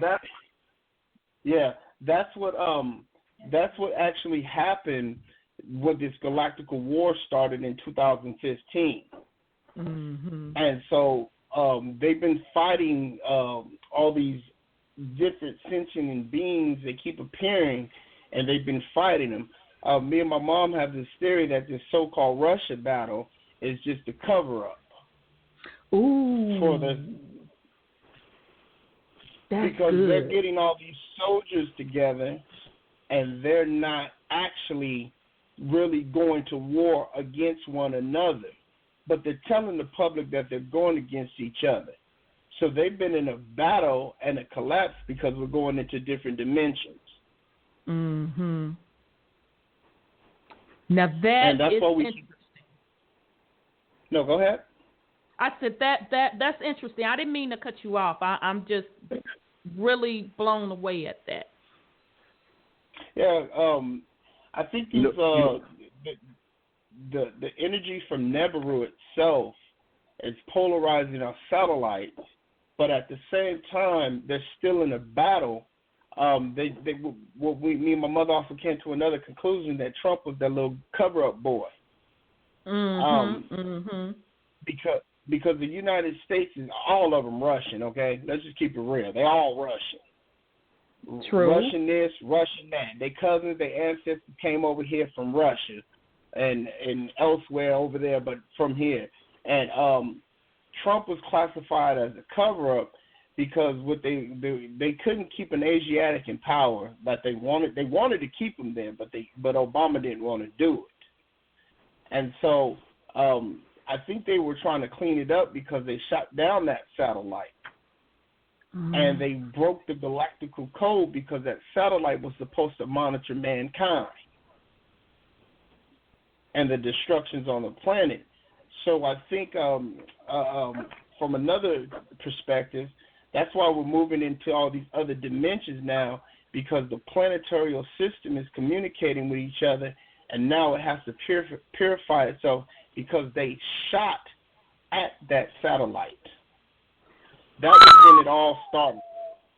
This is deep. Okay. Wow. That's when it all started. That's when all chaos. Well, it started too with the gay marriage stuff too as well. That was the seal to the deal. That's when the destruction was ordered, because every nation has, every civilization has been destroyed by that beastly behavior. Yeah, that is a code for when a cleansing is going to occur. Correct.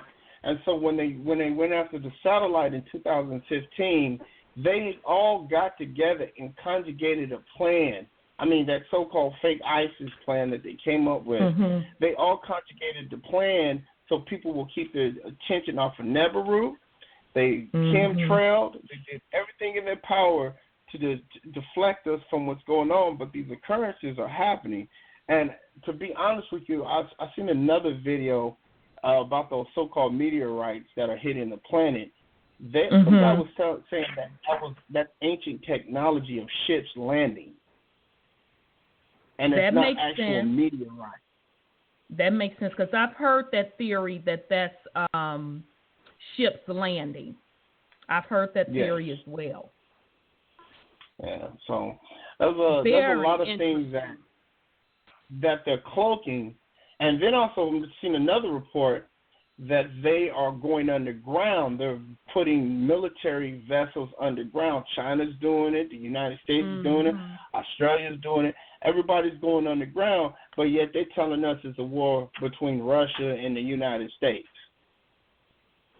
Why are they taking so long to postpone the battle that they're supposed to do if they're not fighting the ancestors? I know they have to be fighting the ancestors. They have to be. Right. They have stepped up.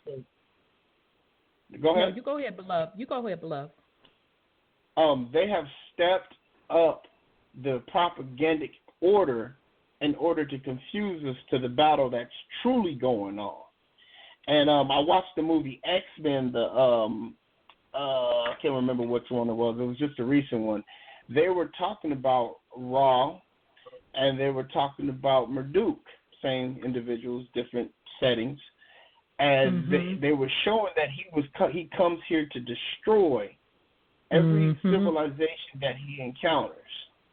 And they were using the X-Men, and the X-Men are symbolized of us because we are the sixth beings, right? We're the beings that do teleporting in our thoughts and our energies and our minds and everything else. We see more visions than the European can see in a day. I got it all. Right. So. Wow. I'm talking too much. Let me chill out for a minute. No, I'm fascinated. Thank you so much for, glad to hear your voice for the first time. But I'm just kind of blown away because I remember, I want to say Sis Bev, if I remember correctly, said that she used to be able to, and I'm sure she probably still does, I shouldn't say used to be able to, but she could see where the ships were fighting at night. She said usually the battle happens at nighttime, and she could actually see the ships. Now, a couple of years ago, a lady put on YouTube this video, and she didn't capture it actually on tape, but she kind of did like a graphical picture of the ships tactically fighting each other and coming off of these different planets. And one of the planets was Saturn, and how Saturn had been taken back over by the ancestors to stop the folks that were controlling stuff. So that video was so fascinating to me, I saved it. And so I went back to try to go play it on the show, and that bad boy was snatched down. Ladies' channel was gone and all that. Yeah, they haven't even really been talking about that. I've noticed that the news diversion has changed. They're not even talking about the spaceships and the crafts anymore on even YouTube system as much, or they're not even talking about it on the news anymore.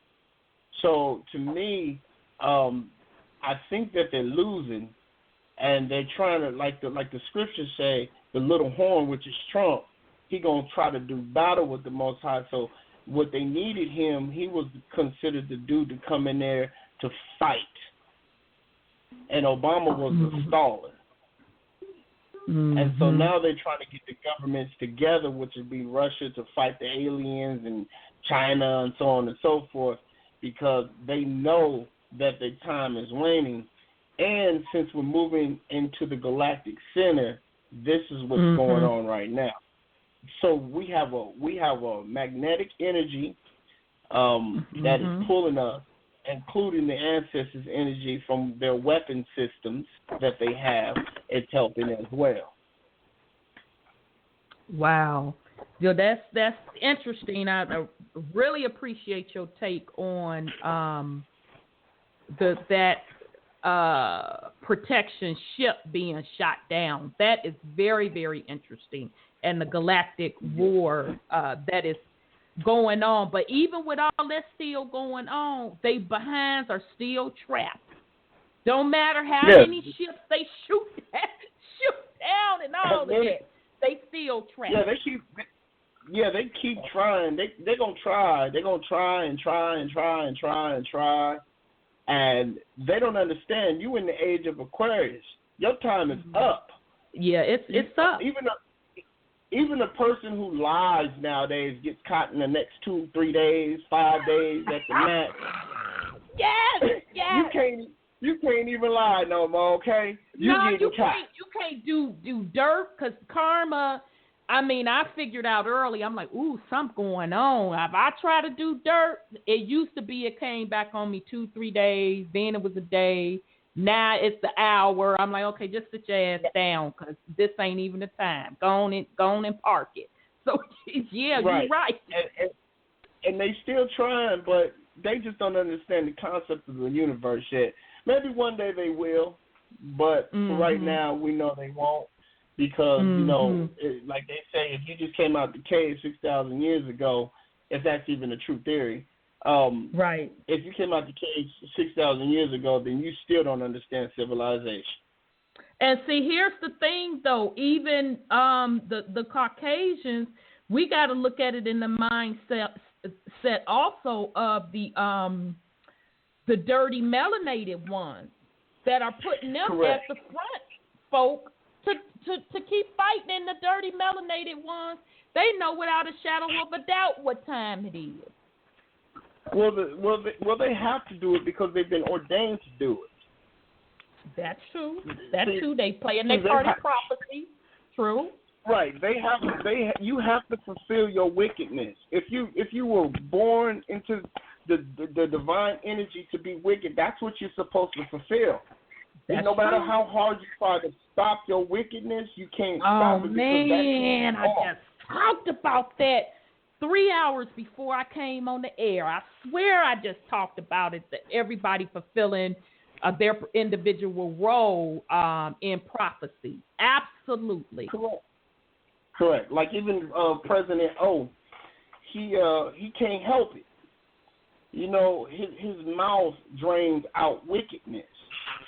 And he's a good persuader like most preachers are, but he has to do his wicked intent because that's what he was programmed to do. Right. Whether they programmed him or not, right, he has to fulfill the destiny.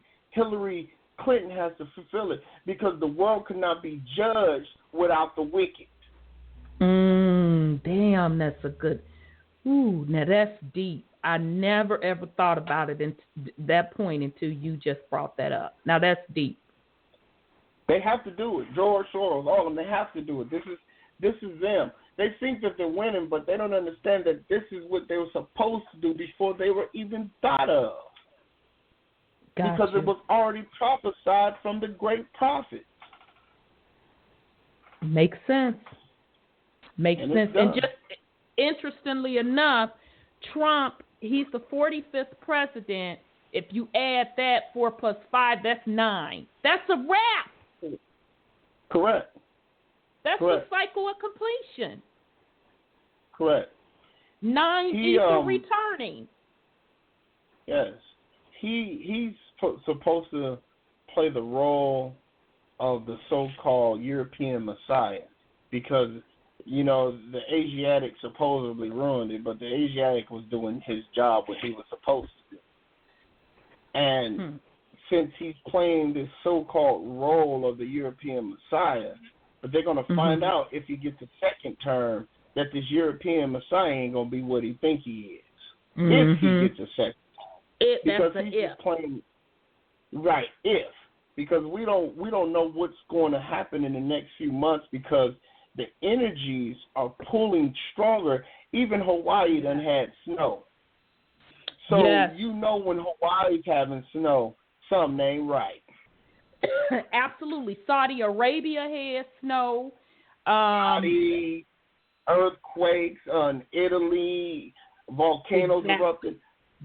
The more that they continue to prosper and push their wickedness upon mankind, the more the destruction will come.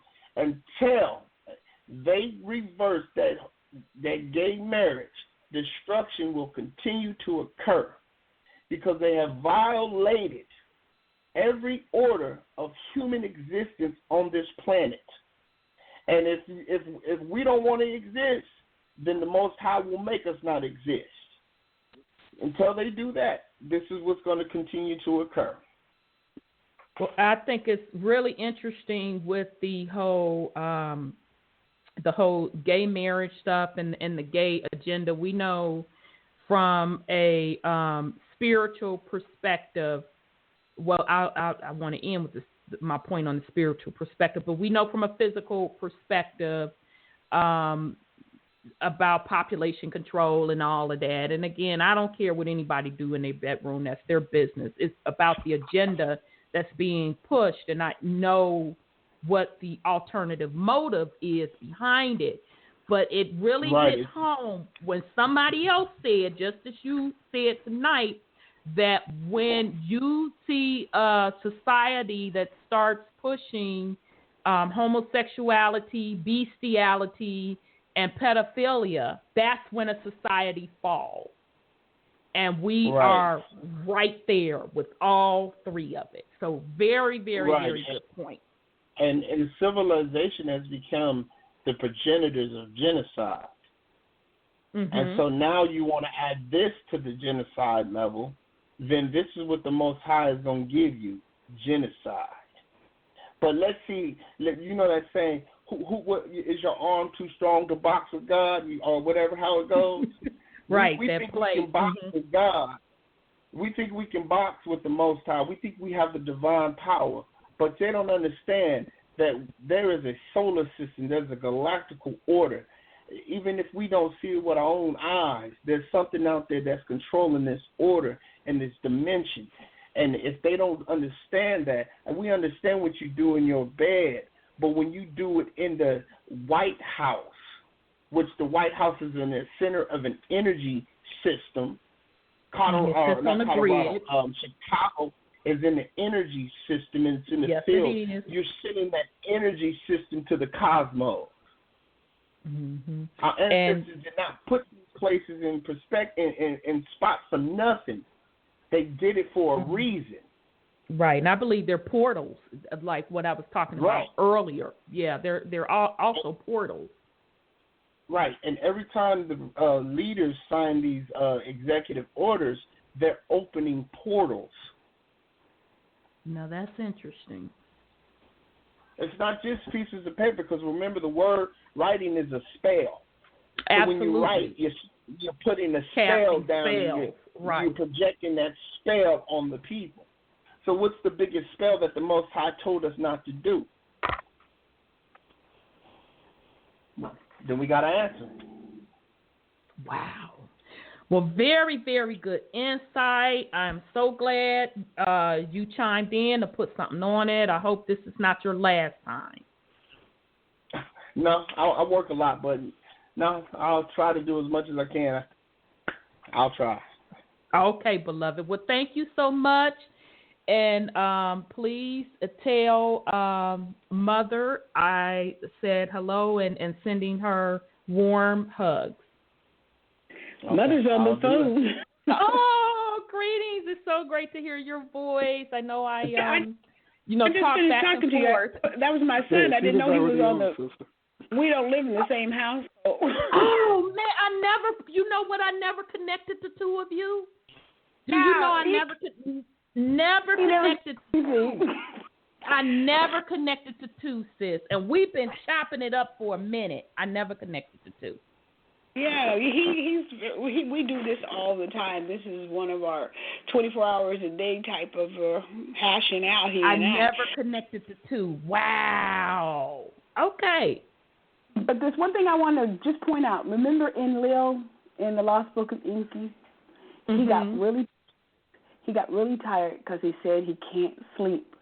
He can't rest because all of the creatures had started turning back to their bestial states. And that's when they started dropping them bombs. Mm-hmm.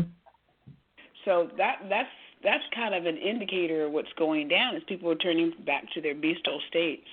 And it's a wrap after that because they, and Nikishita and whoever the other one was, I can't remember, went up and dropped the bombs and destroyed the humans. Oh, yeah, the humans. Right. Very, very interesting. Wow, that's deep stuff. That's deep stuff right there. Well, I am so glad you chimed in, beloved. So you have an open invitation to join us with your mom. She chops it up with us every week when she can. Okay. So thanks so much. I can leave your line open or I can mute you. It's totally up to you. You let me know. Oh, you can leave me open. That's fine. Okay, beloved. So, wow, that's all I can say on that information. Very, very powerful stuff. So the other ancient text that talked about the flat Earth have either of you heard of, is it Josiris or Josephus, Josephus? I've never heard of this ancient text before.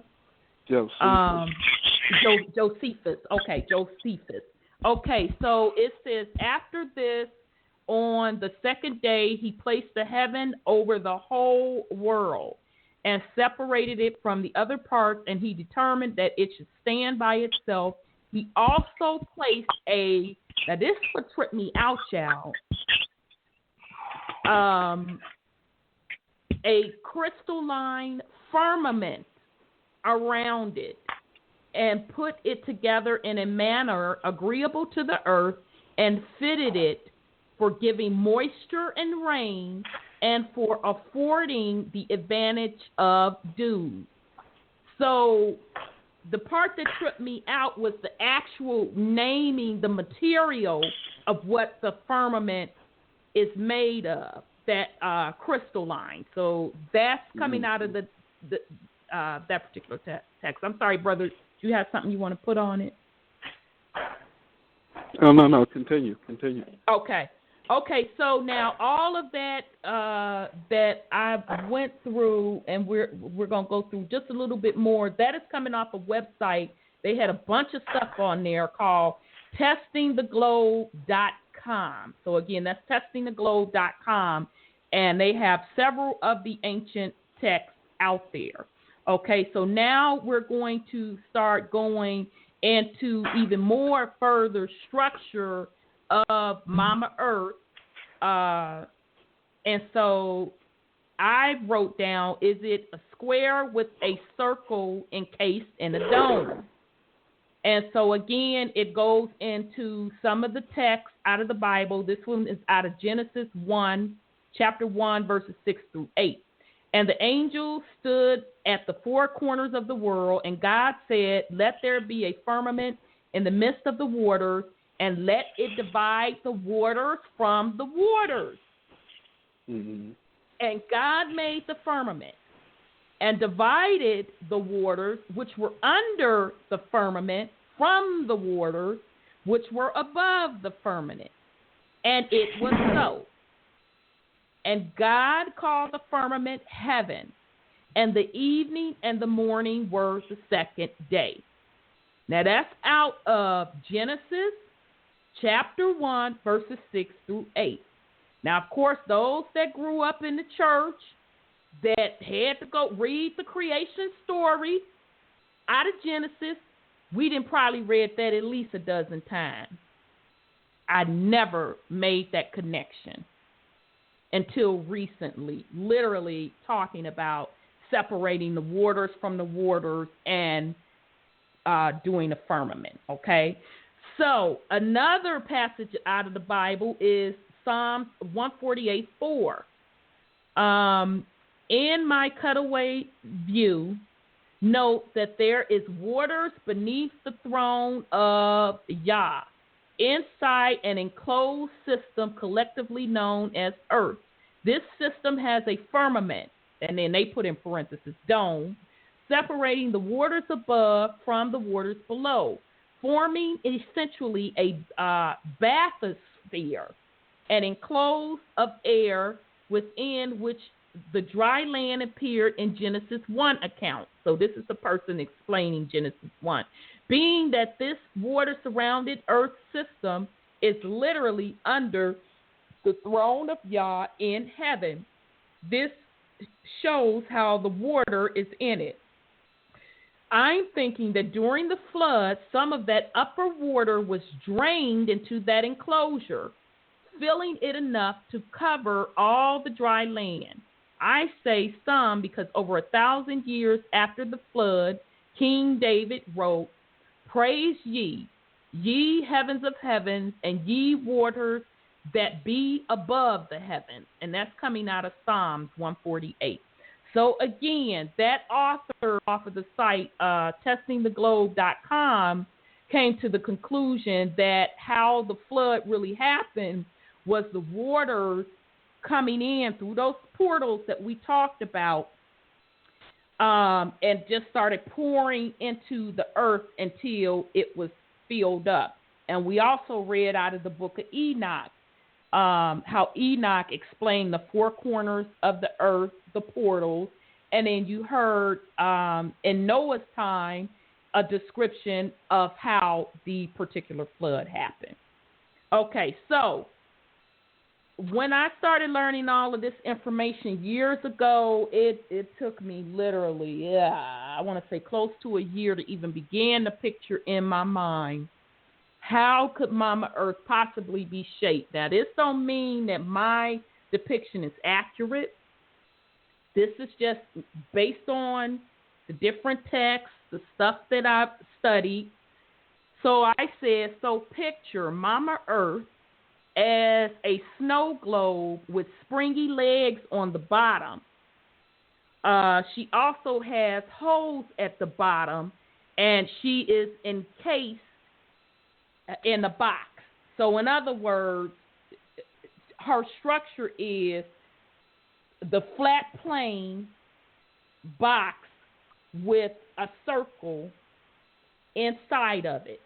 Okay, so there's water around her, and then of course the dome, the firmament, and we learned that that's made out of crystalline material if you're believing what that text says. But there are portals that open and close at the top of that dome. So it got me to thinking when I started seeing the different pictures of the flat earth with the four corners and the circle inside of it with the dome on the top of the little circle part, I said, oh, so that's a square with the circle inside a square. That's interesting because if you look at it from a metaphysics side, we're also told that we are trapped in a cube. So I found that interesting when I started looking at it from another perspective as well. So we got another caller. I'm going to go to 270. Okay, here we go. I think I see you. Yep, there we go, 270. 270, your line is open. Yes, Sister Rhonda. I am really, this is Darlene from Kentucky. I'm really enjoying the conversation. Greetings. I'm enjoying the conversation tonight. But when you were talking, what popped into my mind when you were describing the earth was a woman giving birth to a child, because doesn't water surround the baby and is her stomach kind of round? Exactly. That's I just wanted to share that. Wow. Exactly. It just popped in my mind like a woman. You were describing a woman carrying a baby. Because I think water is in the belly or in the inside the baby. And then in the shape portal of the stomach is the dome. cord. In the shape of the stomach is the dome. And we're inside the dome in Mama's belly. And your back is flat. And the back is flat. Yes, the back is flat. And the umbilical cord, wouldn't that be the, whatever you said, the tube runs, the portal? The portal. Yeah. Yeah. And the vagina, would that be like a... Man, that was beautiful. Yeah. Wow. I'm sorry, sis. I didn't mean to cut you off with that bomb, but you just straight blew me back. So, what part do you say is the vagina? That would be like another portal or entrance way. Yep. Exactly. Because our body has entrances. It has, of course, your private part, either your mouth, your nose, and your ears, and your butthole. Exactly. So this is. Are you there? Yeah, that's all I have. We're here, beloved. Oh. Okay, thank you, sis. Thank you so much. Peace and love. Okay, go ahead on, brother. Go ahead. What came to mind is this is why they're trying to get rid of the Asiatic Messiah through genocide, because they know that child has to come through those tubes and be birthed. And so they're compromising the mothers as well as the fathers too.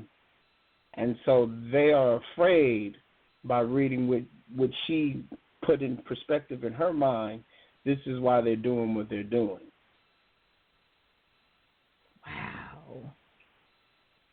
Okay, y'all done blew me away once again. That puts it totally. And when we did the show on Beautiful Mama Earth, I literally had in one of the pictures in the promo for the Blog Talk promotion, one of the pictures was a melanated woman pregnant with the earth inside her belly. Wow, that's very, very interesting. But you have to keep in perspective, though, that the original fallout, the original divide was with man and woman. When we left the matriarchal society, we were at war with each other first. The melanated man turned against the melanated woman. Period. Mother was here first. Mother Earth, Mother Nature. She is the ether. She is the dark matter. Yeah. And as we pick out certain things that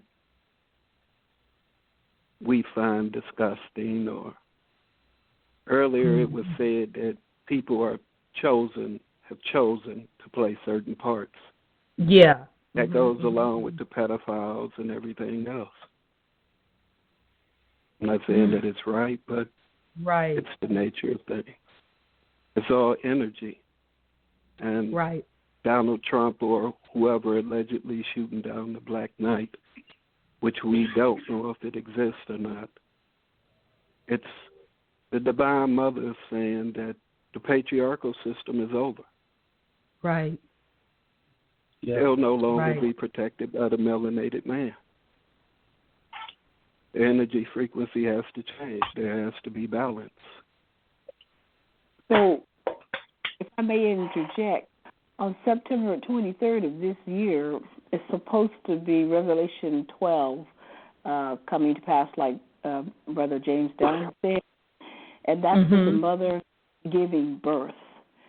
So if we take the lady from Kentucky, I think she said she was from, the earth being born, like the vision that you saw on a thing, and the woman's giving birth to the earth, maybe September 23rd is actually of the earth from this dimension.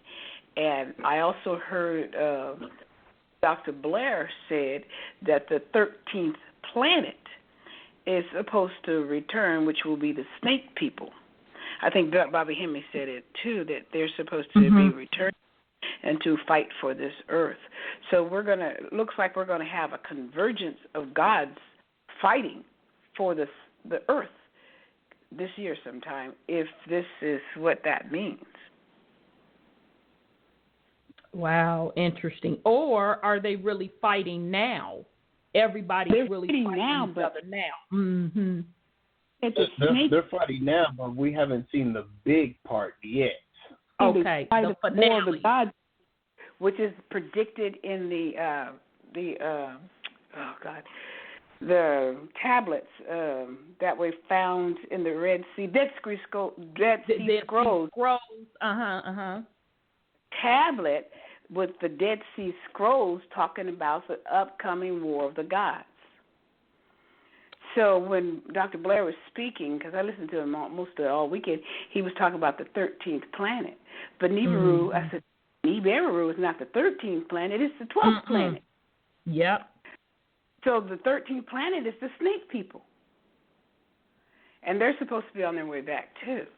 So if Revelation, and then you look at Revelation 12, it's talking about the woman giving birth and the dragon people, which is the snakes, are coming. And the snake is wanting to devour the earth, the seed of God, his children. And we're the ones here on this planet that are his children, that they're trying to destroy us. So maybe because they thought it was going to be a constellation in the sky, but maybe it's the new earth coming forth with us being God's children on the earth, and the snake people are going to try to fight against it. The 13th planet turn. I'm just thinking that, I mean, when she said the birth of the woman, I said, maybe she messed me up with that one. Now I got a clear picture based on that description, and I'm so grateful for her putting that in perspective. I literally had to choke back the tears because when she said it, it was dead on. I got the visual instantly on what she was saying. Wow. Very, very, very, very interesting. And that also plays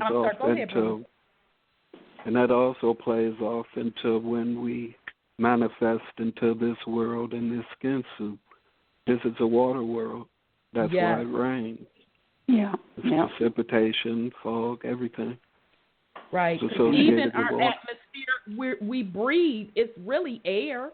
It's just the level of, I'm sorry, not air. It's really water.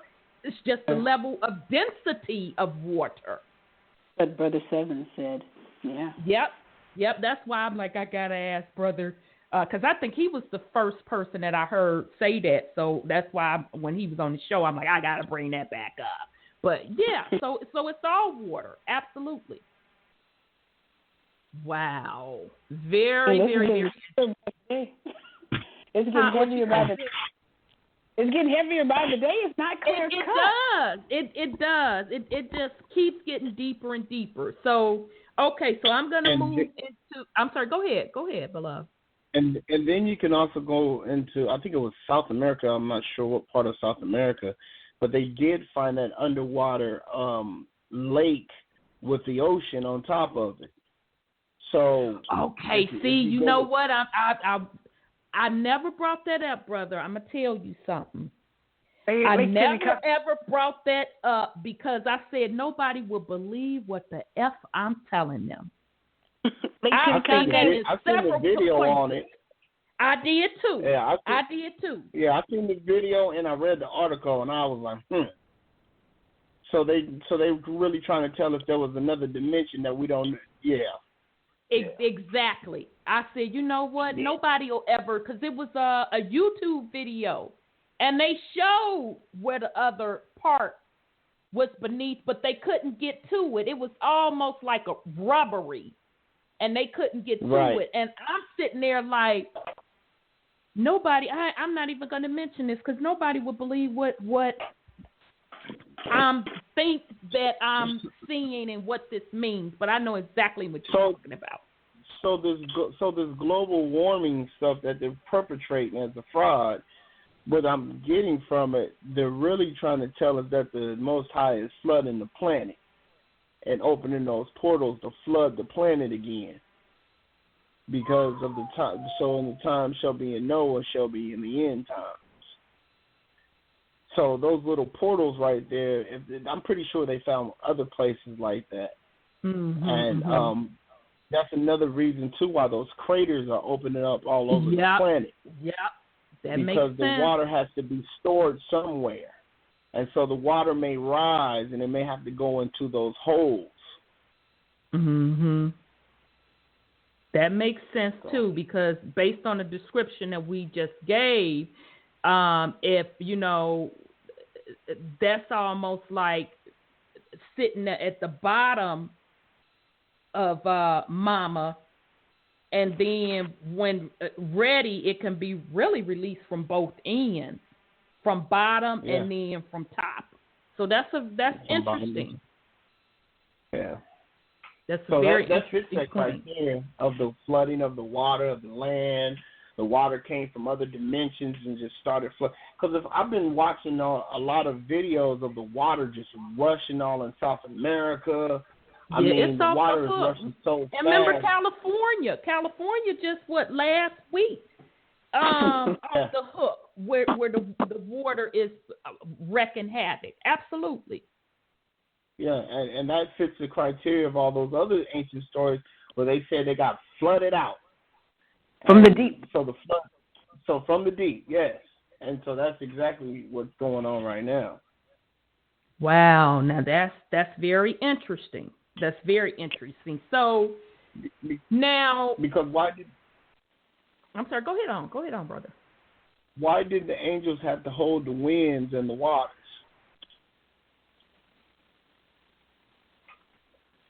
Say that again. Why did the angels? I'm picturing the angels on the four corners of the earth, or four corners of Mama, and they had to hold back the water. That just came to my mind when you were talking. I'm sorry. That's interesting.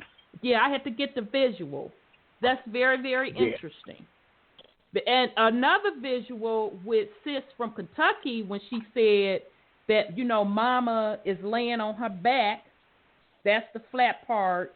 And then her pregnant stomach is the dome. And then we're on the inside of her stomach. The other picture that I got in my mind was that Mama herself is encased in water, if that makes sense. Correct. Okay. Wow. Y'all didn't even expect to go into all this tonight. Y'all bringing it. But this is good. Okay. The other portion, I don't know if you all have ever heard of this. This was my first time I heard about it was about a month ago when somebody on Facebook, and forgive me, I can't remember who posted this, but they posted a picture of the Buddhist Map. And if you want to see what I'm talking about, if you go back to the Truth UnCompromeyezed promo, the blog talk link, you can click on it and you'll see many pictures of the flat earth, and all the stuff we're describing tonight will be in those promos. And one of them is called the Buddhist Map. And I had never heard of the concept of land beyond the Arctic, okay? So how flat earth is saying is you got where there's the dome covering this land mass, and then the circle part that is described around that are heavy walls or the Arctic. So you can't get over those particular walls, and then we're encased. Mama is that flat square, okay? So the Buddhist map is a 1,000-year-old map.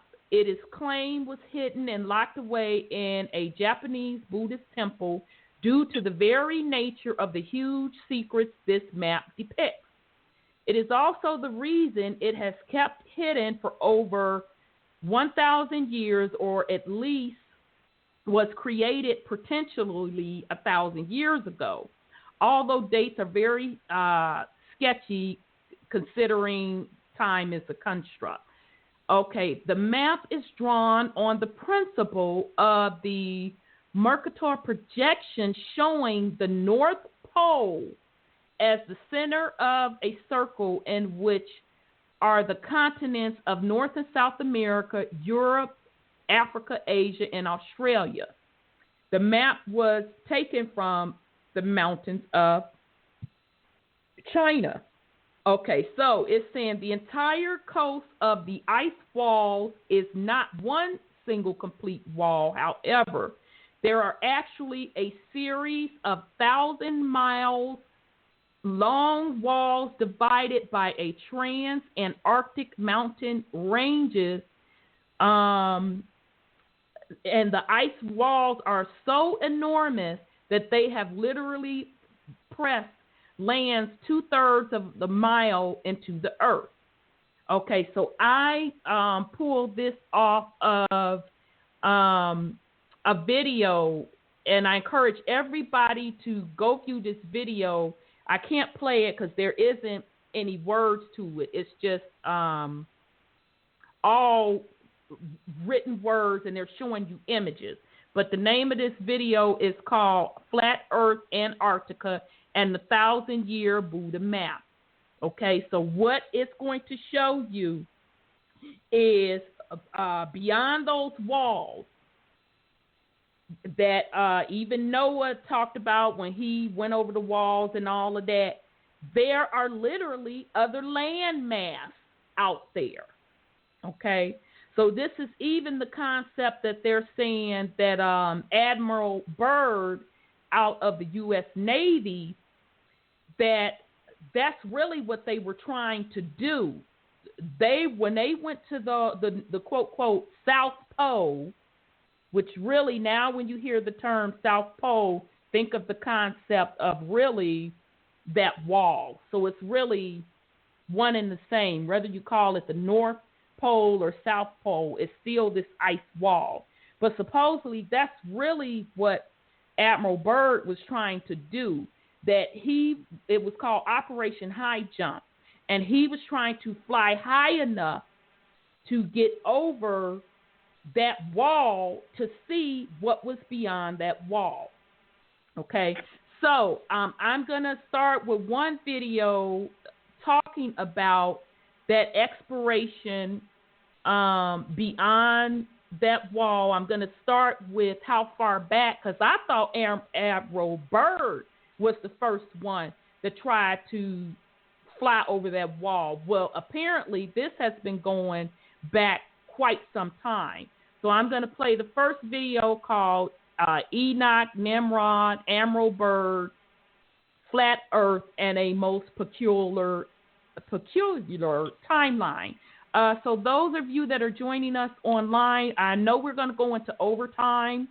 I think this video is going to surpass the web stream shutting down. So if you want to join us in overtime, you need to dial 929-477-3858. Again, that's 929-477-3858. You have little under 10 minutes. So we're going to go into this video. Let me see if I can find. I know it's here, y'all. It's just, it's hard because everything I think King is in one place. Go ahead on, sis. King Drop was talking about that we're the inner earth and that wall is 200 feet. Go ahead, sis. Yeah, I was just listening to that. It was 200 feet high, that wall is. And on top of that wall is other continents and other places, and that's the theory where the European, or they call them the barbarian, came down to the inner earth where we are. That's interesting. I'm so glad, sis, that you said that we are the inner earth, because looking at the different flat earth models, and when that sister from Kentucky just brought the whole concept of we are in Mother Earth's belly, before she brought that concept in, I always thought, well, what if we have it reversed, that we're really inner earth? That's what they said. The King Drop was a young Asiatic youth, and he said that the Japanese, I think, put that out thousands of years ago on that map, They said Buddha, and that we were encased, and they climbed down here, going to find a new world. That new world concept that they did. Well, and it's that's interesting. I'm sorry, sis. I didn't mean to cut you off. No, I just said they did. In one of the one of my sources that I was researching tonight, even used y'all know that series Game of Thrones. Mm-hmm. Well, they showed in one of the videos where the Game of Thrones folks was trying to climb back over that ice wall. So I thought that was interesting. I never watched. I think I only watched a couple of that episodes. I could go back and rewatch it and chop it up metaphysically, but it's interesting that you say that because in the Game of Thrones, in one of the videos that we're using as sources tonight, they reference the Game of Thrones folk trying to climb over that high ice wall. So very, very interesting. So I'm going to play this video. Let me see. I know I found it. So the guy, and this is another good guy that you all can research on your own. His name is Rob Skiba, Skiba. So those of you that's dialing, that's on the line, you have less than 6 minutes, 929-477-3858. So I'm going to play this video, and we're going to come back and chop it up. There is a really peculiar timeline that began to manifest in the beginning of the 20th century. Probably goes back further than that, but not too many people had made it as far south as Antarctica until you get to the late 1800s, really. Remember I told you that Nimrod was born in 1908 AM, or year since creation. Well, in 1908 AD, an individual named Ernest Shackleton boarded a ship called the Nimrod and headed down to Antarctica on the Nimrod expedition. You can't make this stuff up. I found this by accident. I was on Google Earth looking around, Antarctica, and you know how it has the little icons, you can click on it and a picture will pop up, somebody took a photograph in that area or whatever, and I think I was in the Ross Ice Shelf area, if I remember right, and I saw a little icon, I clicked on it, and it said the Nimrod Hut. I'm like, what? The Nimrod Hut? So I started looking at that and found out the Nimrod Hut was created by these guys that went down there from the Nimrod expedition in 1908.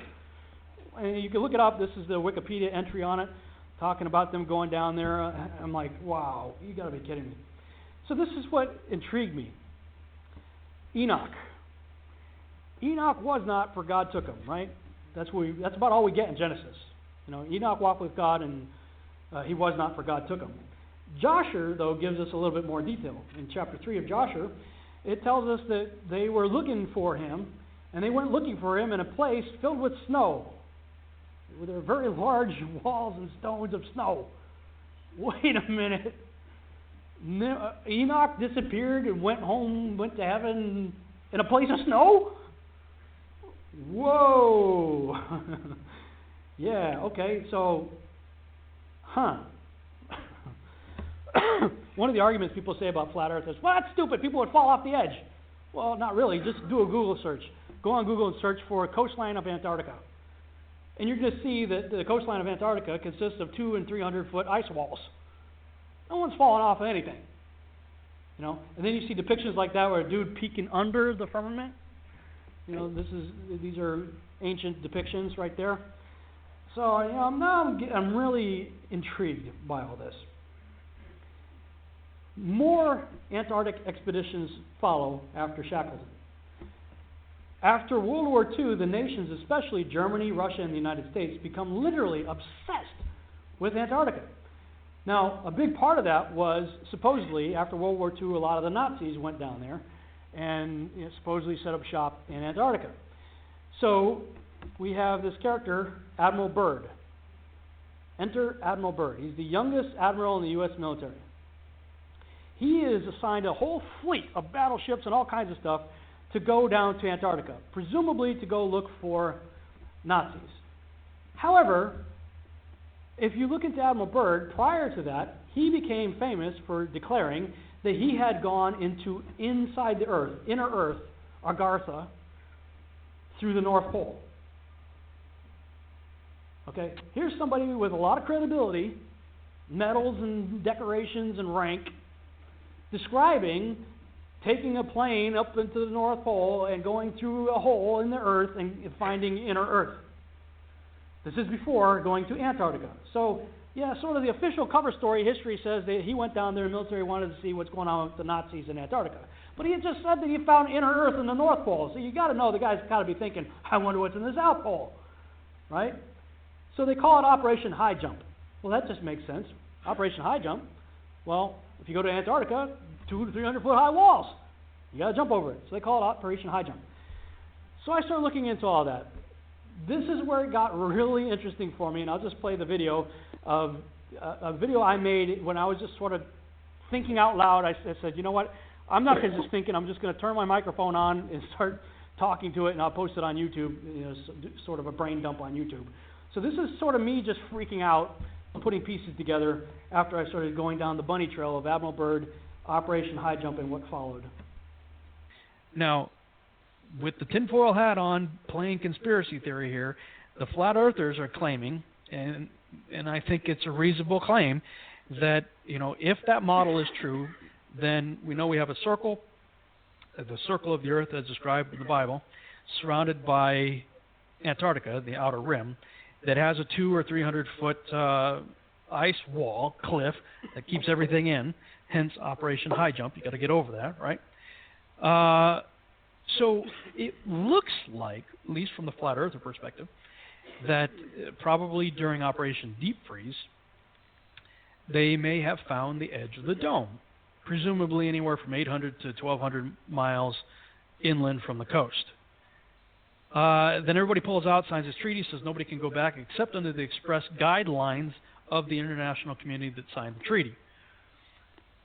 So then all of a sudden the United States and Russia engaged in these high-altitude nuclear tests, and the United States calls theirs Operation Dominic, within which we have Operation Fishbowl. Now, hold that thought. This is all happening, if you go and look on the Operation Dominic entry, you see the different dates. We're 1962. This is the early part of 1962. We're talking May. I mean, look at all these bombs going off. 25 April, 1962, 27 April, 2 May, 4 May, 6 May, 8 May, 9 May, 11 May, 11 May, 12 May, 14 May, 19, et cetera, et cetera, et cetera. This is all before President Kennedy's let's go out in the space speech. But I think a lot of people don't realize that our first stop wasn't the moon. Even before we went to the moon, they were sending probes all of a sudden after all of this. Okay, keep the timeline in mind. Operation High Jump, Operation Deep Freeze, Byrd dies, NASA's founded, Antarctic Treaty signed, Operation Dominic and Fishbowl take effect. And if you notice during President Kennedy's speech, he was talking about that they've already got probes headed to Venus. Wait a minute. We're already sending stuff to Venus and Mars? We haven't even been to the moon yet. And so I was looking into that, and on planetary.org/explore/space topics /space missions to Venus-Mercury.html, and you can go through this site. It starts sort of from the bottom up. As early as February 4th, 1961, they're sending a probe, Sputnik 7. Russia sent this probe to check out Venus. The final stage of the rocket carrying Sputnik 7 into orbit failed, and the spacecraft was unable to achieve the necessary trajectory to carry it onto Venus. Then Venera 1, Russia, sends out another probe February 12, 1961. They lost communications while it was on its way to Venus. Then NASA sends up Mariner 1, July 22nd, 1962. Now, that's right in the middle of Dominic and Fishbowl, that we sent out a probe to go check out Venus. It veered off course and was destroyed by ground controllers. So then Russia sends up another one, Sputnik 19, August 25th, 1962. The spacecraft made it into orbit, but the rocket's last stage failed, and Sputnik 19 was unable to achieve its Venus trajectory and re-entered the Earth's atmosphere 3 days later. NASA, August 27th, 1962. sends its probe. It says Mariner 2 was the first spacecraft to successfully fly by Venus at an altitude of 34,773 kilometers. The spacecraft discovered ground temperatures, blah, blah, blah. Okay, so this is during the time period that between August 27th, 1962 and December 14th, 1962 that we had President Kennedy's speech in September, on September 12th, 1962. So that's what he's referring to. You know, we've already got stuff out there, and you can read about the other ones that were, you know, checking out Venus, I guess Mercury also, and attempted probes going to Mars. Now, this is all before we've even been to the moon. So it appears that whatever happened in Antarctica, everybody got kind of maybe nervous or excited or whatever and said, okay, what is the deal? You know, we've looked through telescopes. We've seen our so-called neighbors, Venus and Mars, through telescopes. Our assumption is the solar system is, you know, set up in the Copernican model, and but yet maybe they found a dome and they started to question all that. So the first thing they do is send out probes to go, wait a minute, what in the world? If we're in a dome, how high does this thing go? So they start launching high-altitude nuclear bombs, and if you look at the videos on Operation Fishbowl and Starfish Prime and all those high-altitude tests, I mean, it looks like they're hitting something up there. I mean, at least from a conspiratorial tinfoil hat-wearing perspective, that's what it looks like. Now, this is what blew my mind. You can read more on all that if you'd like, to get caught up to speed on what's going on there. So I go to Lubbock, and I'm doing this conference out there at Jared Cressman's father's church, Pastor Dan Cressman, and we get to talking about this whole issue of the flat earth stuff. And he goes, do you know what the name Dominic means? And I said, no. He says, you know, you talk about Operation Fishbowl, but check this out. I'm going to take you to, I'll put the screen share back up here. Take you to a one of those name websites. I like using behindthename.com. Look up the name Dominic, D-O-M-I-N-I-C, from the late Latin name Dominicus, meaning of the Lord. Fishbowl was part of Operation Dominic. It looks like they are sending high-altitude nuclear bombs to test the fishbowl of the Lord, i.e., the firmament. Yeah, this is definitely one of those things to make you go,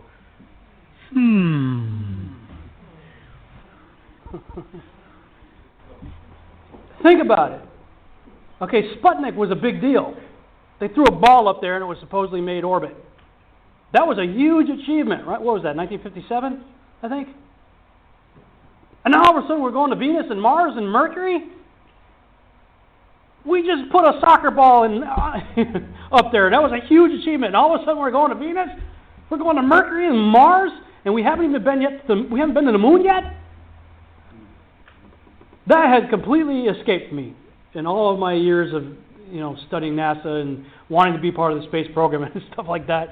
I mean, wrap your minds around that. They were using technology far less sophisticated than what we walk around with every day in our pocket. Right? Far less. I mean, barely above a pocket calculator those guys had.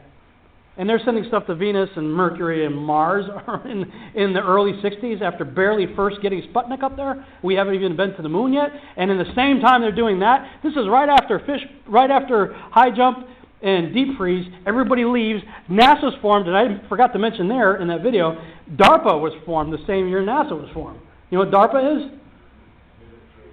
Yeah, it's the Military Defense Agency Research Projects department there. They do all the weird black budget stuff, you know. Same year. All that is happening at the same time, and then while that's going on, they're sending probes. It really looks like they found the edge of the dome. They said, what? We think we're in the Copernican model. Let's go check it out. And all of a sudden we have the ability to go to Venus, Mercury, and Mars. Somehow. We haven't even been to the moon yet. And while that's happening, they're launching high-altitude nuclear bombs like crazy. You know, 8 May, 11 May, 12 May. and we call it fishbowl of the Lord. Okay, you wonder why I have a tinfoil hat on sometimes. They're not helping with the names. Okay. So, sorry about that. Although I'm glad I did play that. That kind of goes back hand in hand with Sandra was talking about, and what we were talking about earlier, that them sending those rockets up, trying to shatter the dome. So that was really, really interesting how he gave us a chronological order of the space plan, the whole space system that we had today. And what I didn't know until that video was that Admiral Byrd's second expedition was him doing Operation High Jump, go over the ice wall. I did not know the first one was him looking through inner Earth, which when we say inner Earth, I think it's twofold. We already discussed, which I'm so glad Sis Sandra said that somebody else said that we are inner Earth. Now, another video that I'm going to play, they're going to describe when we're talking about the land beyond the Arctic, this Buddhist map, that some of these continents that possibly there's also other entrances to go into inner Earth from there. So is that perhaps what Enoch saw when he was traveling or hovering above Mama Earth? So I'm assuming he was above the firmament, so he was outside of her belly. He saw the land beyond, and that's when he saw those different entrances where he said were the dead. I think he said like 4 spaces that were beneath the earth. So maybe that is another second part of the inner Earth, and maybe that's the part that Admiral Byrd went through. Maybe he either went through that way, or as he was at the Arctic around the wall, he found some type of entryway to go through one of those walls to go to another part of inner Earth as well. Okay, so before I go into the next video, I give the family a chance if you want to put something on it. Yeah, at one point I heard that Admiral Byrd actually encountered some interdimensional beings that basically kicked his butt and sent him back out. Right, because he wasn't never supposed to come back there. over there again. Mm-hmm. Yep. And considering on that prior video, like God kept pointing out, that they haven't been to the moon, so... I totally agree. Now, I didn't agree with them going to the moon, so yes, absolutely. So there's no satellites sitting up there hovering the Earth because it's spinning at thousands of miles per hour. I mean, they haven't even been to the moon, so... I mean, how far up would the satellites have to be for the Earth to be still? I mean, at what level of the atmosphere would it have to be in for the Earth to be still? And how far would you have to be away to see it spinning, if it's spinning through the universe? I mean, at some point, somebody would have to be able to see that. And if we're going off of NASA's theory as far as for these beings coming from other planets in the solar system, how do they tune right in? How do they know which piece of land to land on? I mean, the Earth's spinning. So, I mean, at what level in the atmosphere do they come in where they're able to get their bearings to see where they're going? Right. And they have to burst through, use their devices. Although we know, based on the Lost Book of Enki, that they talked about using that device. I think the device was like some water or something that separated the asteroid belt to get through. So if we're using NASA's theory, they have to, use their device to get through the asteroid belt, then hover and sit there and wait for the planet as it's spinning to get to the spot that they want to land, and then hurry up. Like a merry-go-round. Picture it like this. The merry-go-round is going, or what do you call? Yeah, merry-go-round. It's going around real fast, okay? So you standing there as an individual trying to jump the F on because you want to get on the red horse. Right. Oh, okay then. Okay. And that's how NASA and them landed. Right. That's we're just using their theory. Absolutely. Exactly. 1000% agree with you. Okay, so the next video, this is the More Land, More Life. Shoot, this one like 20 minutes long. Okay, I'm going to try to get through part of this one because we might just have to do 2 shows. I'm going to try to get through this one because we do have a couple other things that we need to hit on to try to cover all bases. So this particular video is called More Land and More Life on Flat Earth, Worlds Beyond the Poles. Okay, so this is going to describe as you get over those ice walls, what you're going to see or what's up there. And this is off the YouTube video called GeoShifter. And this is actually excerpts from a book. I bought this book. I haven't had a chance to read it. A sis off Facebook called Arika actually hit me to it because she's reading it. And the book that this particular GeoShifter YouTube channel is taking from is called World Beyond the Poles. It is on electronic Amazon book for a couple dollars if you want to download it that way. So he's literally taking excerpts from this book. So here we go. There we go.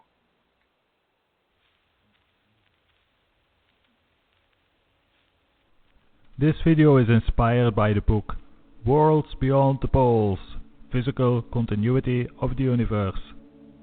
This book was published in 1959. These days the book sells on eBay for around $500.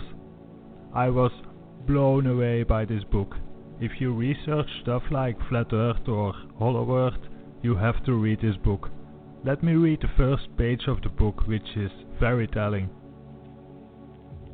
The following pages contain the first and only description of the realistic universe of land, water, oxygen and vegetation, where human and other forms of animal life abound.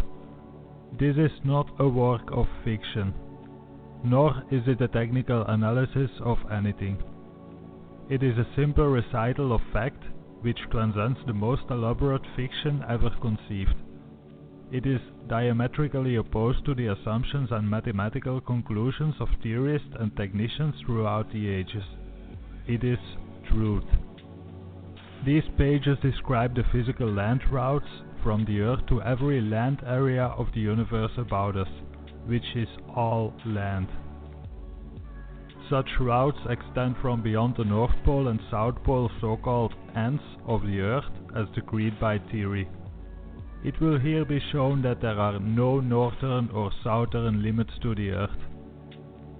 It will thereby be shown where movement straight ahead from the pole points and on the same level as the Earth permits of movement into celestial land areas appearing up or out from the Earth. A basic version of this book was written and has been expounded at American universities between 1927 and 1930. Since then, the U.S. Naval Research Bureau and the U.S. Navy have conclusively confirmed the work's principal features. Since December of 1928, U.S. Navy polar expeditions have determined the existence of land extent beyond both pole points, out of bounds of the assumed isolated globe, Earth as postulated by the Copernican theory. On January 13 of 1956, as this book was being prepared, a US Naval Air Unit penetrated the extent of 2,300 miles beyond the assumed south pole end of the Earth. That flight was always over land and water and ice. For very substantial reasons, the memorable flight received negligible press notice.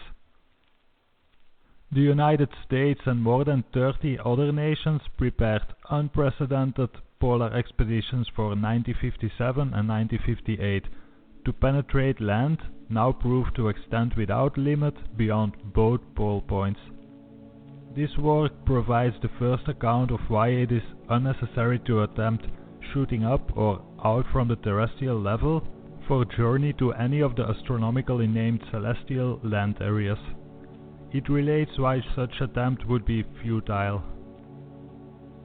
These pages present evidence that the same atmospheric density of this Earth prevails throughout the entire universe. Such a feature proves that except for the presence of a gaseous sky envelope and underlying oxygen content equivalent to that of the Earth, we could never observe the luminous celestial areas designated as a star or planet.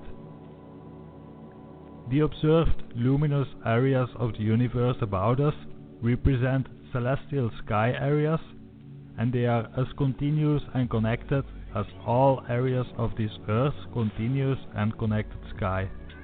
Hence, it is shown that there are no globular or isolated bodies to be found throughout the entire universe.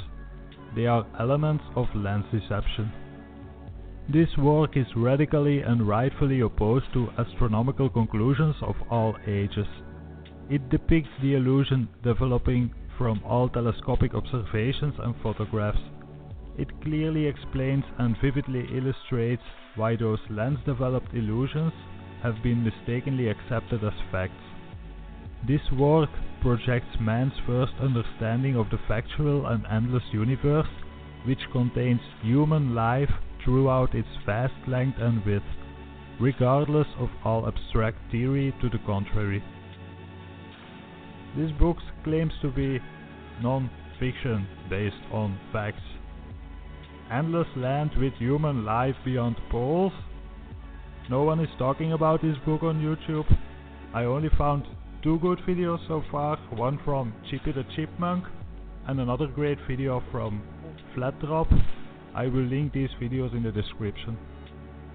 Here are some other interesting parts I took out of the book. February of 1947. I'd like to see that land beyond the pole. That area beyond the pole is the center of the great unknown. Admiral Richard Byrd before his 7-hour flight over land beyond the North Pole. November of 1955. This is the most important expedition in the history of the world. Admiral Richard Byrd before departing to explore land beyond the South Pole. January of 1956.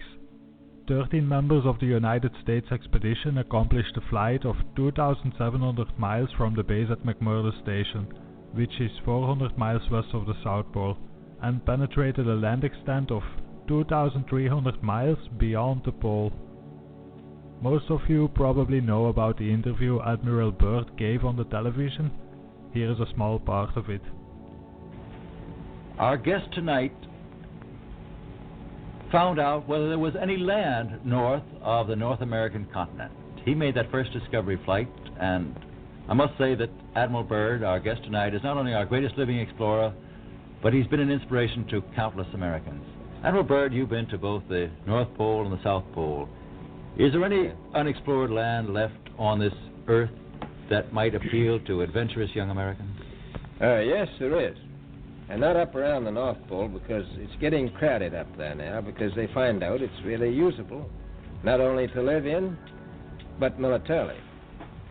But strangely enough, there's left in the world today an area as big as the United States that's never been seen by a human being. And that's beyond the pole, on the other side of the South Pole, from Middle America. And I think it's quite astonishing that there should be an area as big as that unexplored. There is no physical end to the Earth's northern and southern extent. There is no space between areas of the universe, but there must deceptively appear to be space in all observations. That apparent space results from the illusory globularity and isolation of the celestial sky areas. The concept that the universe is made out of globular and isolated bodies originated from the curvature that is created by all lenses. The bodies are an illusion. The ancient conclusion of Galileo that luminous celestial areas are isolated from each other and are circling in space was founded on the inescapable errors of lens functioning. The circling movement is an illusion. In an endless land and sky universe, the undulating or billowing of luminous sky gas must deceptively appear as a circling or ellipsing movement. The deceptive appearance develops from the fact that such gaseous sky movement is detected by a circular lens. Under the mobile sky gas, which extend throughout the celestial realm, there is undetectable but very factual land, water, vegetation and life like on this earth or realm. Optical illusions result from the function of the human eye lens, and all photographic and telescopic lenses are patterned after the optic lens. Lens function demands lens convergence, which causes the deceptive curvature created by the lens into disc-like proportion reflecting the roundness of all lenses. Every area of the Earth's continuous and unbroken outer sky surface would express the identical deceptions when observed and photographed from high altitude and from celestial land areas. In 1927, science was without knowledge that any terrestrial sky area would be luminous when observed from beyond the sky. The first observation and photograph was achieved by Professor Auguste Piccard in 1931. I made a video about him recently. Piccard had not achieved sufficient altitude for a completely dark stratosphere background, which would probably express outer sky luminosity. That disk development, which was referred to as an upturned disk, was partial only because sufficient distance had not been achieved from the gaseous sky area. Photographs that were taken in 1946 with V2 rockets at an altitude of around 65 miles showed a deceptive disc-like and isolated sky area over White Sands, New Mexico and adjacent territory. These rocket camera photographs at greater altitudes hold most sensational confirmation of physical continuity. The stars and planets are connected luminous celestial sky areas with underlying land. The Earth cannot be circumnavigated north and south. A few around the world flights have contributed to popular misconception that the Earth has been circumnavigated north and south. All progressive movement beyond the pole points leads beyond the assumed end of the globe Earth, and that land beyond constitutes a land connection with the celestial. The connecting land appearing up or out from terrestrial points other than the poles is attainable by movement straight ahead from the imaginary pole points. This is not 1927. The existence of worlds beyond the poles have been confirmed by US naval exploration during the 30 years since then. According to this book, this is an illustration of the universe. Understand that this is not a shape of the real universe, but it illustrates how we see the universe. The way our eyes work creates this illusion. Here is another illustration. We live on the bottom on the terrestrial land surface, and above us is a layer of air and oxygen. Above that we have curved parts that represent the sky areas, which are luminous when viewed from above. Above that we have the stratosphere, and above that we have the celestial level that is the same as the terrestrial. As above, so below. Since up is always relative, our celestial cousins look up or out through their inner blue sky as we do through ours, and behold the same nightly star pattern that we witness. Contrary to popular misconception based on the illusory shooting up or out from any location of the terrestrial or celestial would take the explorer away from the universe structure and project him into infinite space. Place your thumb on the illustration's stratosphere section, then draw it towards you. That will describe where the space explorer would go. If he did not land back on some land area of the terrestrial, he would be completely lost in space wherein the universe was constructed, or he would be projected up on some terrestrial area remote from the point of flight origin.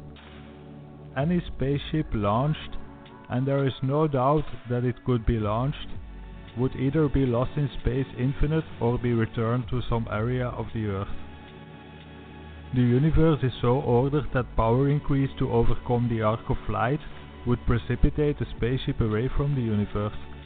On the other hand, insufficient power would restrict the spaceship to the movement of all projectiles, and it would have to conform to the arc of flight, which would return it to some land area of the terrestrial. Up is always relative to the position we hold anywhere in the universe structure. When we stand on the land up there, this terrestrial land we have left behind will have to appear to be up to our observation from a celestial area.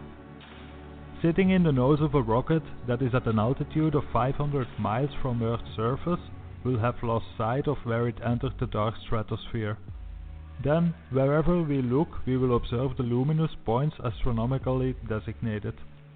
As we look at the sky area covering the land surface we departed from, there will be seen the same luminous points that envelop us from every angle of observation. Then, as altitude is increased, the lights of the celestial will bear no areas. And as the universal skylight will not be arranged in a greater relation of up, the lights of the terrestrial sky direct course over and under our rocket, but will appear at every angle. Up is in fact everywhere. The so-called heavens above are everywhere. The factor of ice covering for polar areas results from the positions of such areas in relation to the universe whole, and from the distribution of magnetic forces throughout the universe. The magnetic dispensation varies in accordance with the natural laws governing its universal distribution. The scripting material dealing with Antarctica mentions that penguins and whales abound in this previously assumed desolate area of ice and eternal darkness, and that the mountains hold a fortune in coal and ores. As land, mountains, minerals and animal life are found to constitute the Antarctic area this side of the South Pole, land, vegetation and life are to be found as progress is made beyond the pole. At that particular pole point and for a distance beyond are experienced the most intense winds and blizzards, which act as a barrier to progress beyond the Earth. Such conditions seem to be an expression of divine will, which demands that terrestrial man be receptive to cosmic values before he is permitted to penetrate the ice barrier. Beyond the barrier will be found a warmer climate with land and waterways, and it is there that celestial cousins await terrestrial man's arrival, and if one asks how far beyond, it will suffice to record that the distance is negligible with modern transportation speed. The universe is not constructed in the manner of an enormous pinwheel, nor is any area thereof globular or spherical in reality, nor is any area isolated from its neighboring area. Areas of the flywheel universe as shown in this illustration could readily be drawn to the cylindrical. Then every connected land area of the celestial and the terrestrial could be undulating through the power of every area's magnetic energy. The undulating would be toward and away from the Sun, and the Sun would be moving in its unchanging course along the entire universe structure. The Sun's continuous movement along the universe course would at one season of our terrestrial year be toward the terrestrial area, At another period of the year, it would be moving away from the terrestrial areas. There is land under all celestial and terrestrial skylight. There are no globular bodies in motion. Ever-active sky gases are responsible for all detected motion which the lens detects. They also influence the spectrum. Duality of gas motion can exist, but duality of bodies can never exist. This was embraced as early as 1927. It was disclosed that every sky area of Earth would, through the motion of gaseous content, deceptively appear to be circling or revolving.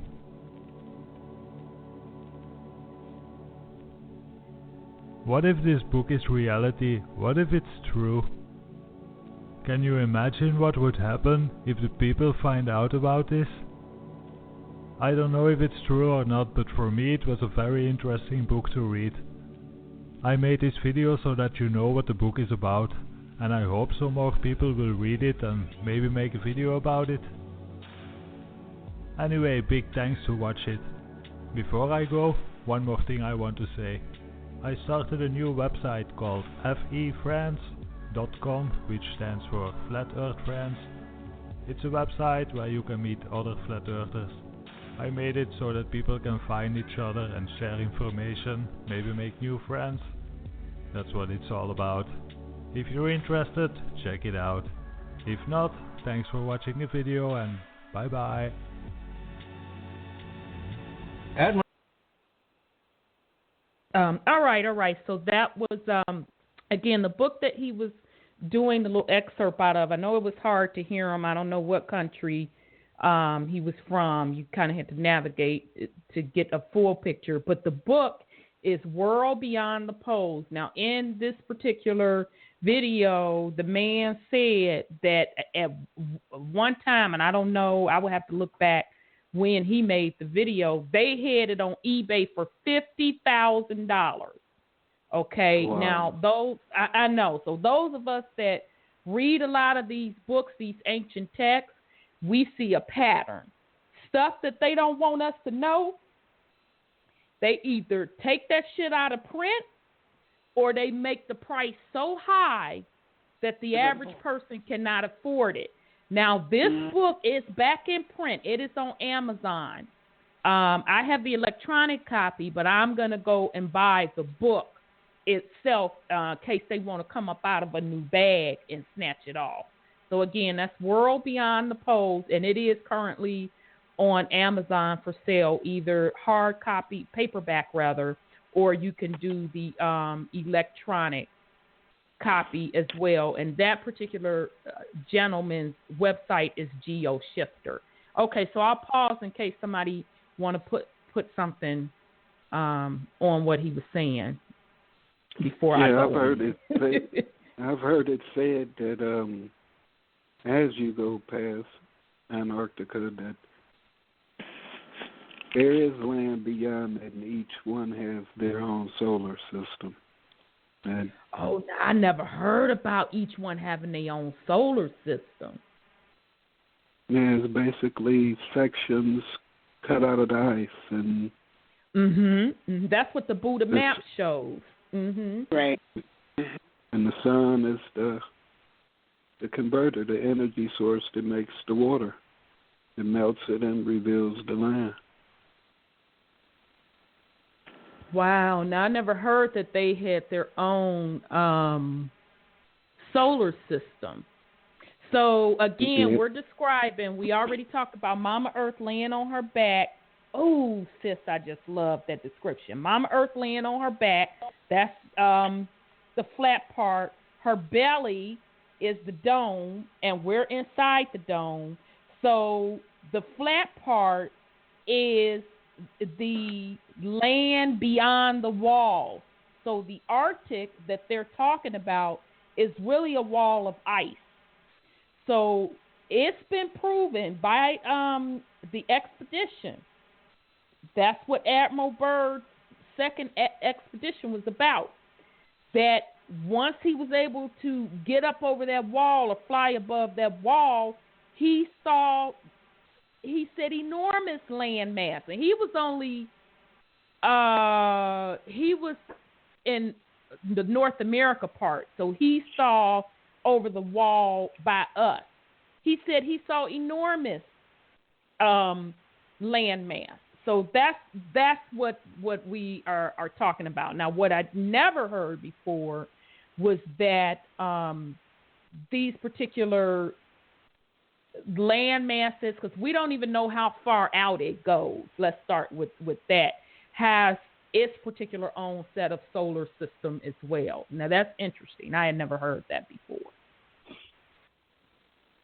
I mean, also you could look at if we're supposed to be a globe and the sun and the moon are supposed to be counter opposites, why is the moon out in the daytime so much? Yeah, Brother Wendell and I have been talking about that for a minute now, and you can see it pretty much. If it's a clear day, you more than likely going to see that moon out. So, yes, that is another point, and that's also a point that folks that subscribe to the flat earth theory talks about as well. And as the guy was talking about in the video, upon looking at the so-called planets, they're luminous gaseous bodies. They're not solid. Yeah, now that's interesting, because we're not going to we might have time tonight, because that was part that I wanted to talk about too. That is the metaphysics that I ran up on the flat earth. So, in other words, Nikola Tesla said, the earth is not a planet. It is a realm. It has no edge. Okay, so now years ago, I saw several videos of people using their telescope, zooming in on the planets. So zooming in on Mars, zooming in on Venus, zooming in on Saturn.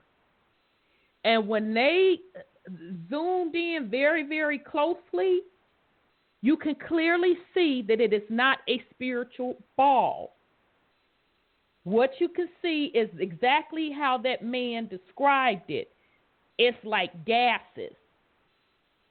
It is not that ball in the sky that they say that it is. So I also saw where another brother, I can't think of his name right now. Is it Bonacci, the one scientific guy from a metaphysics perspective? He has a bunch of material, and he was the first person that I saw that did this, that said, you know, we know that everything moves by vibration on this planet, including us. So he had put out some material that each particular planet that we see is vibrating at a certain rate. And that vibration rate that the planet is vibrating at, it actually, you can see the actual geometric shape associated with that vibrational rate. He was the first person that I had ever seen do that or talk about that. This was years ago. And so I ran up across a video, and it's called The Actual Footage of the Stars and Planets, Wandering Stars, and it was captured by someone called Curious Truth Seekers. I urge you all to go look at that video, because they're going to show you all of this footage where folks are zooming in on these planets. And you can see it's clearly not a ball. You're going to see it vibrating, looking like the gases, just as this man described it. So throughout this video, instead of talking, they had written words. So we're going to start going through some of them. So it says sound creating light. Sonoluminescence is the emission of short bursts of light from imploding bubbles in a liquid through intense acoustic frequency. So in other words, the sound is creating light. And so if you go back to Genesis, and it was said, let there be light. Okay, you getting it? And then this sound creates these bursts of light. And all of this is done through frequency, because when you make sound, you're emitting frequency.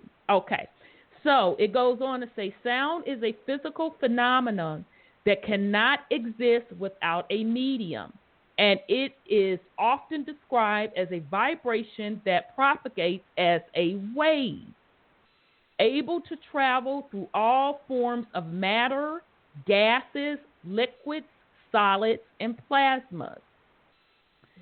Cymatics is a term for the pattern of vibration that occurs on the surface of an object when it is excited by sound.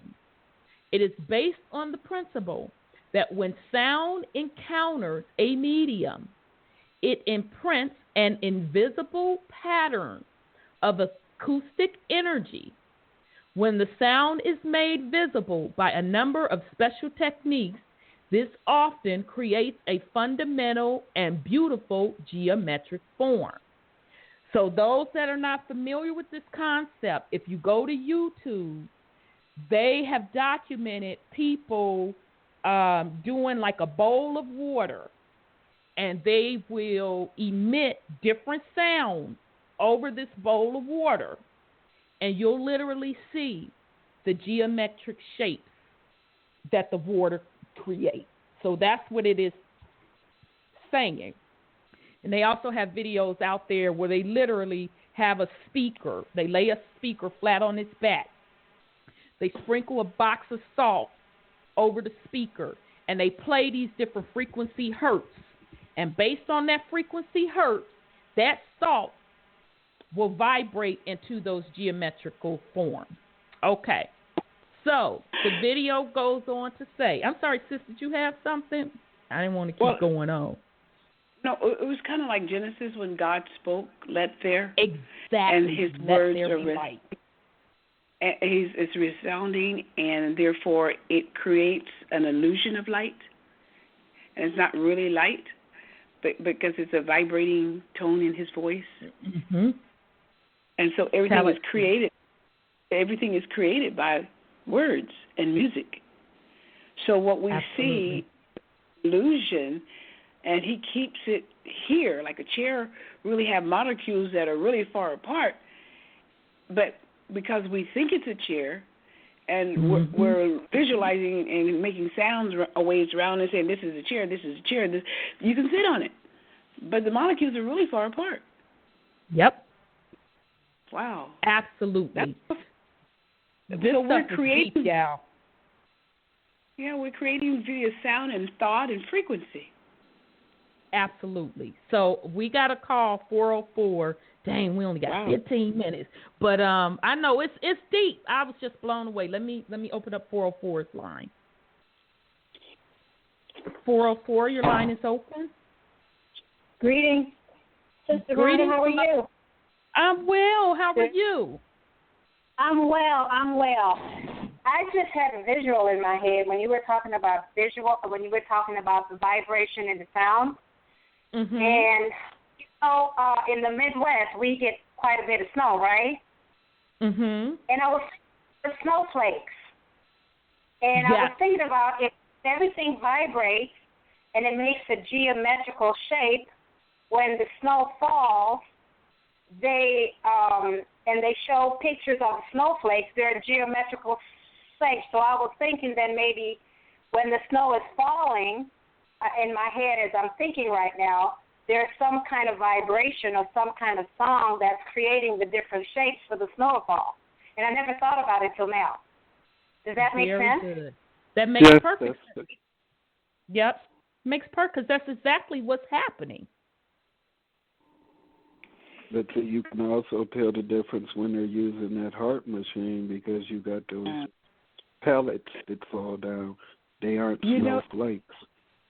Right. It's also called that Fanucci principle. Uh-huh. That the Fibonacci. The Fibonacci. One, two. Is it 5, 8? Yeah. I don't. I had it written down here somewhere. Okay, and I think, sis, I don't know if you have us on speaker. That's why we're getting feedback. I yield, so you can mute me, so I don't have any more. I just wanted to get that in. Okay, peace and love. Okay, excellent point, sis. Excellent point. So, yes, that's the same concept of the snowflakes. When it is pure, when it is of the universe, literally each individual snowflake has its own individual geometric shape when you put it under a microscope, and that is absolutely the reason why, because it's all vibration. So it said everything is made up of physical vibration. You can trace vibration sound by the hertz to shape. So we just talked about that. So here's my thought. So the planets that we see above are stars that are vibrating at a certain frequency or hertz level. They are vibrating in water. Because remember, it is said we are surrounded by water. The difference is the level of the density of the water. When zoomed into these planets, not only can you see them vibrate, but you can also see the associated geometric shapes. Sound and vibration can also be associated with color. Now, this is all scientific fact. So where I'm getting at is hence, that's the color that we see on these planets. It's based on their vibrational rate. And so then I go on to say, could this also be associated with our own physical bodies? Yeah, our chakras. Absolutely. We are 90% water. We vibrate, and we have associated chakras with associated aura colors to us. Okay? Now, as above, so below. As above, so below. Now, Brother Seven said one time that each person, it is said that each person, we have our own individual unique sound. Exactly. That's what we are. We are energy. So, are we also planets, quote, quote, or AKA stars ourselves?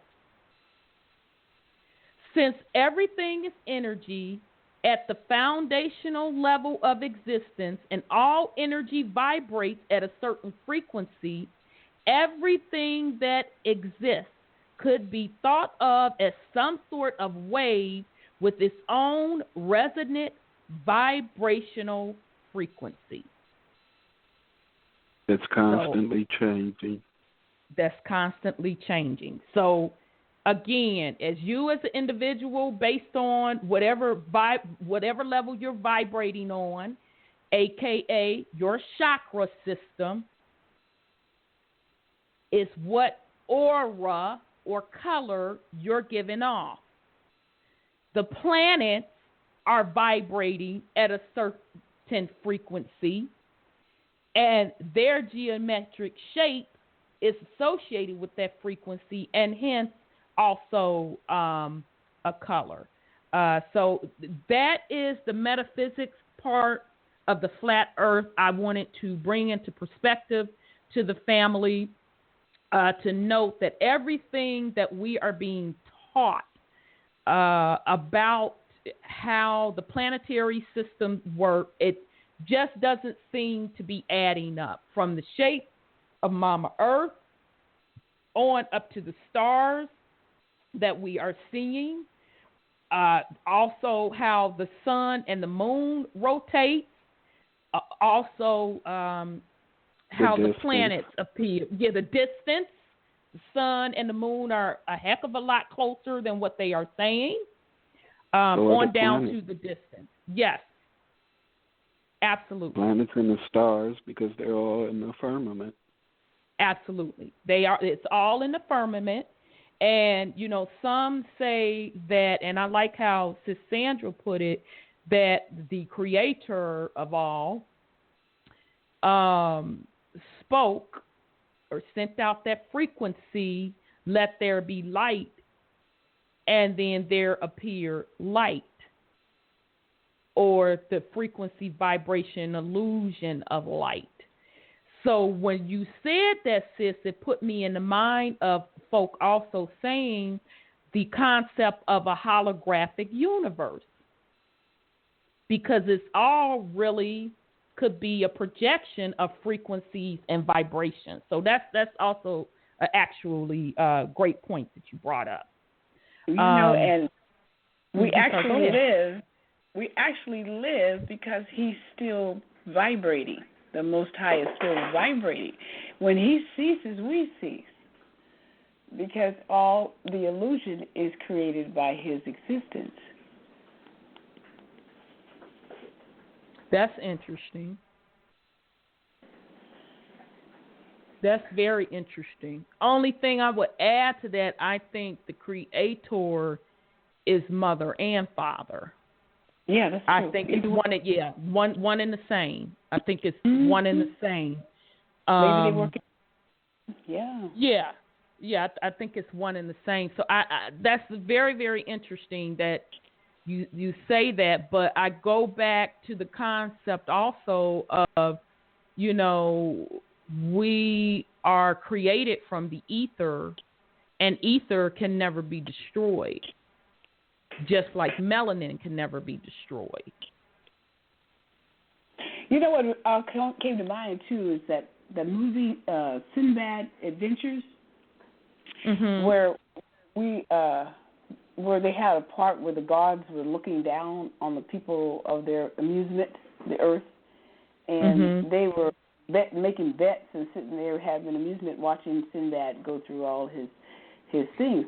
So when we're talking about being the center of the earth and the firmament and ice, and we're like fish in a fishbowl, and everything's connected, and somebody is manipulating or keeping the vibrations going.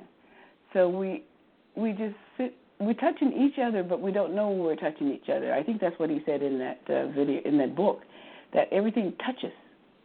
Yes, and it kind of goes back to what the brother was saying. Your son was saying too about those different dimensions.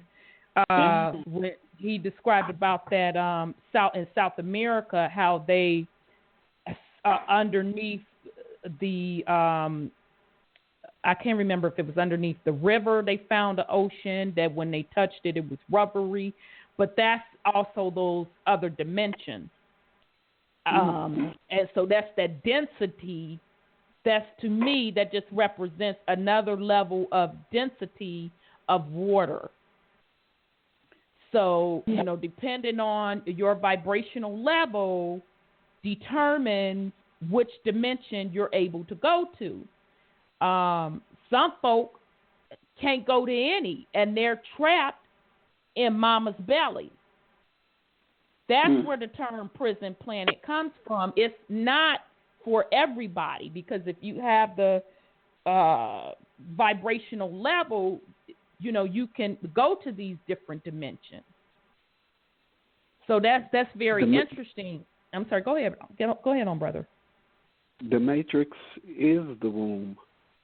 You have to figure your way out of the womb. Absolutely. And dig, y'all. And the only way out of the womb is to stand upright. That's why you're standing on your square. That's why you gain standing on your square. That's what ascension is about, going to that crystal level. We only have 4 minutes. I'm going to pick this up next week. We're going to get a little bit more on the metaphysics side, and then I want to do Brother Sanchez's experiment that he did with NASA Live, and I'm going to give the panel a chance. We'll start with you, Brother Wendell, if you have any last words to give to the family, because I don't want to rush it, because we didn't got so deep tonight. So we'll pick back up next week. It get gooder and gooder. It was over. Wow. I know. My wig is constantly blown back on a straight up, flat out, regular basis. Brother Sean, you have any last words for the family? Yeah, as it was stated, we had darkness first, and light came from darkness. We're going to have to return back to darkness. That's what we are. That's what carbon, ether, melanin is. It's darkness. We can't fear what we are. We have to embrace all of what we are. We fear what we created. That's deep. Sis, you have any last words for the family? No, I got to digest this. I know it's deep. It's deep. I'm going to do a little more digging for next week to go on this metaphysical, spiritual side. Sean just straight blew my wig back tonight. We done covered a lot of ground, so we're going to pick back up next week. Brother, do you have any last words for the family? Uh-oh. I thought he was still there. Who, me? Yeah. You have any last words for the family? Well, all I can say is everything that we're talking about is a form of astral planning. I would agree.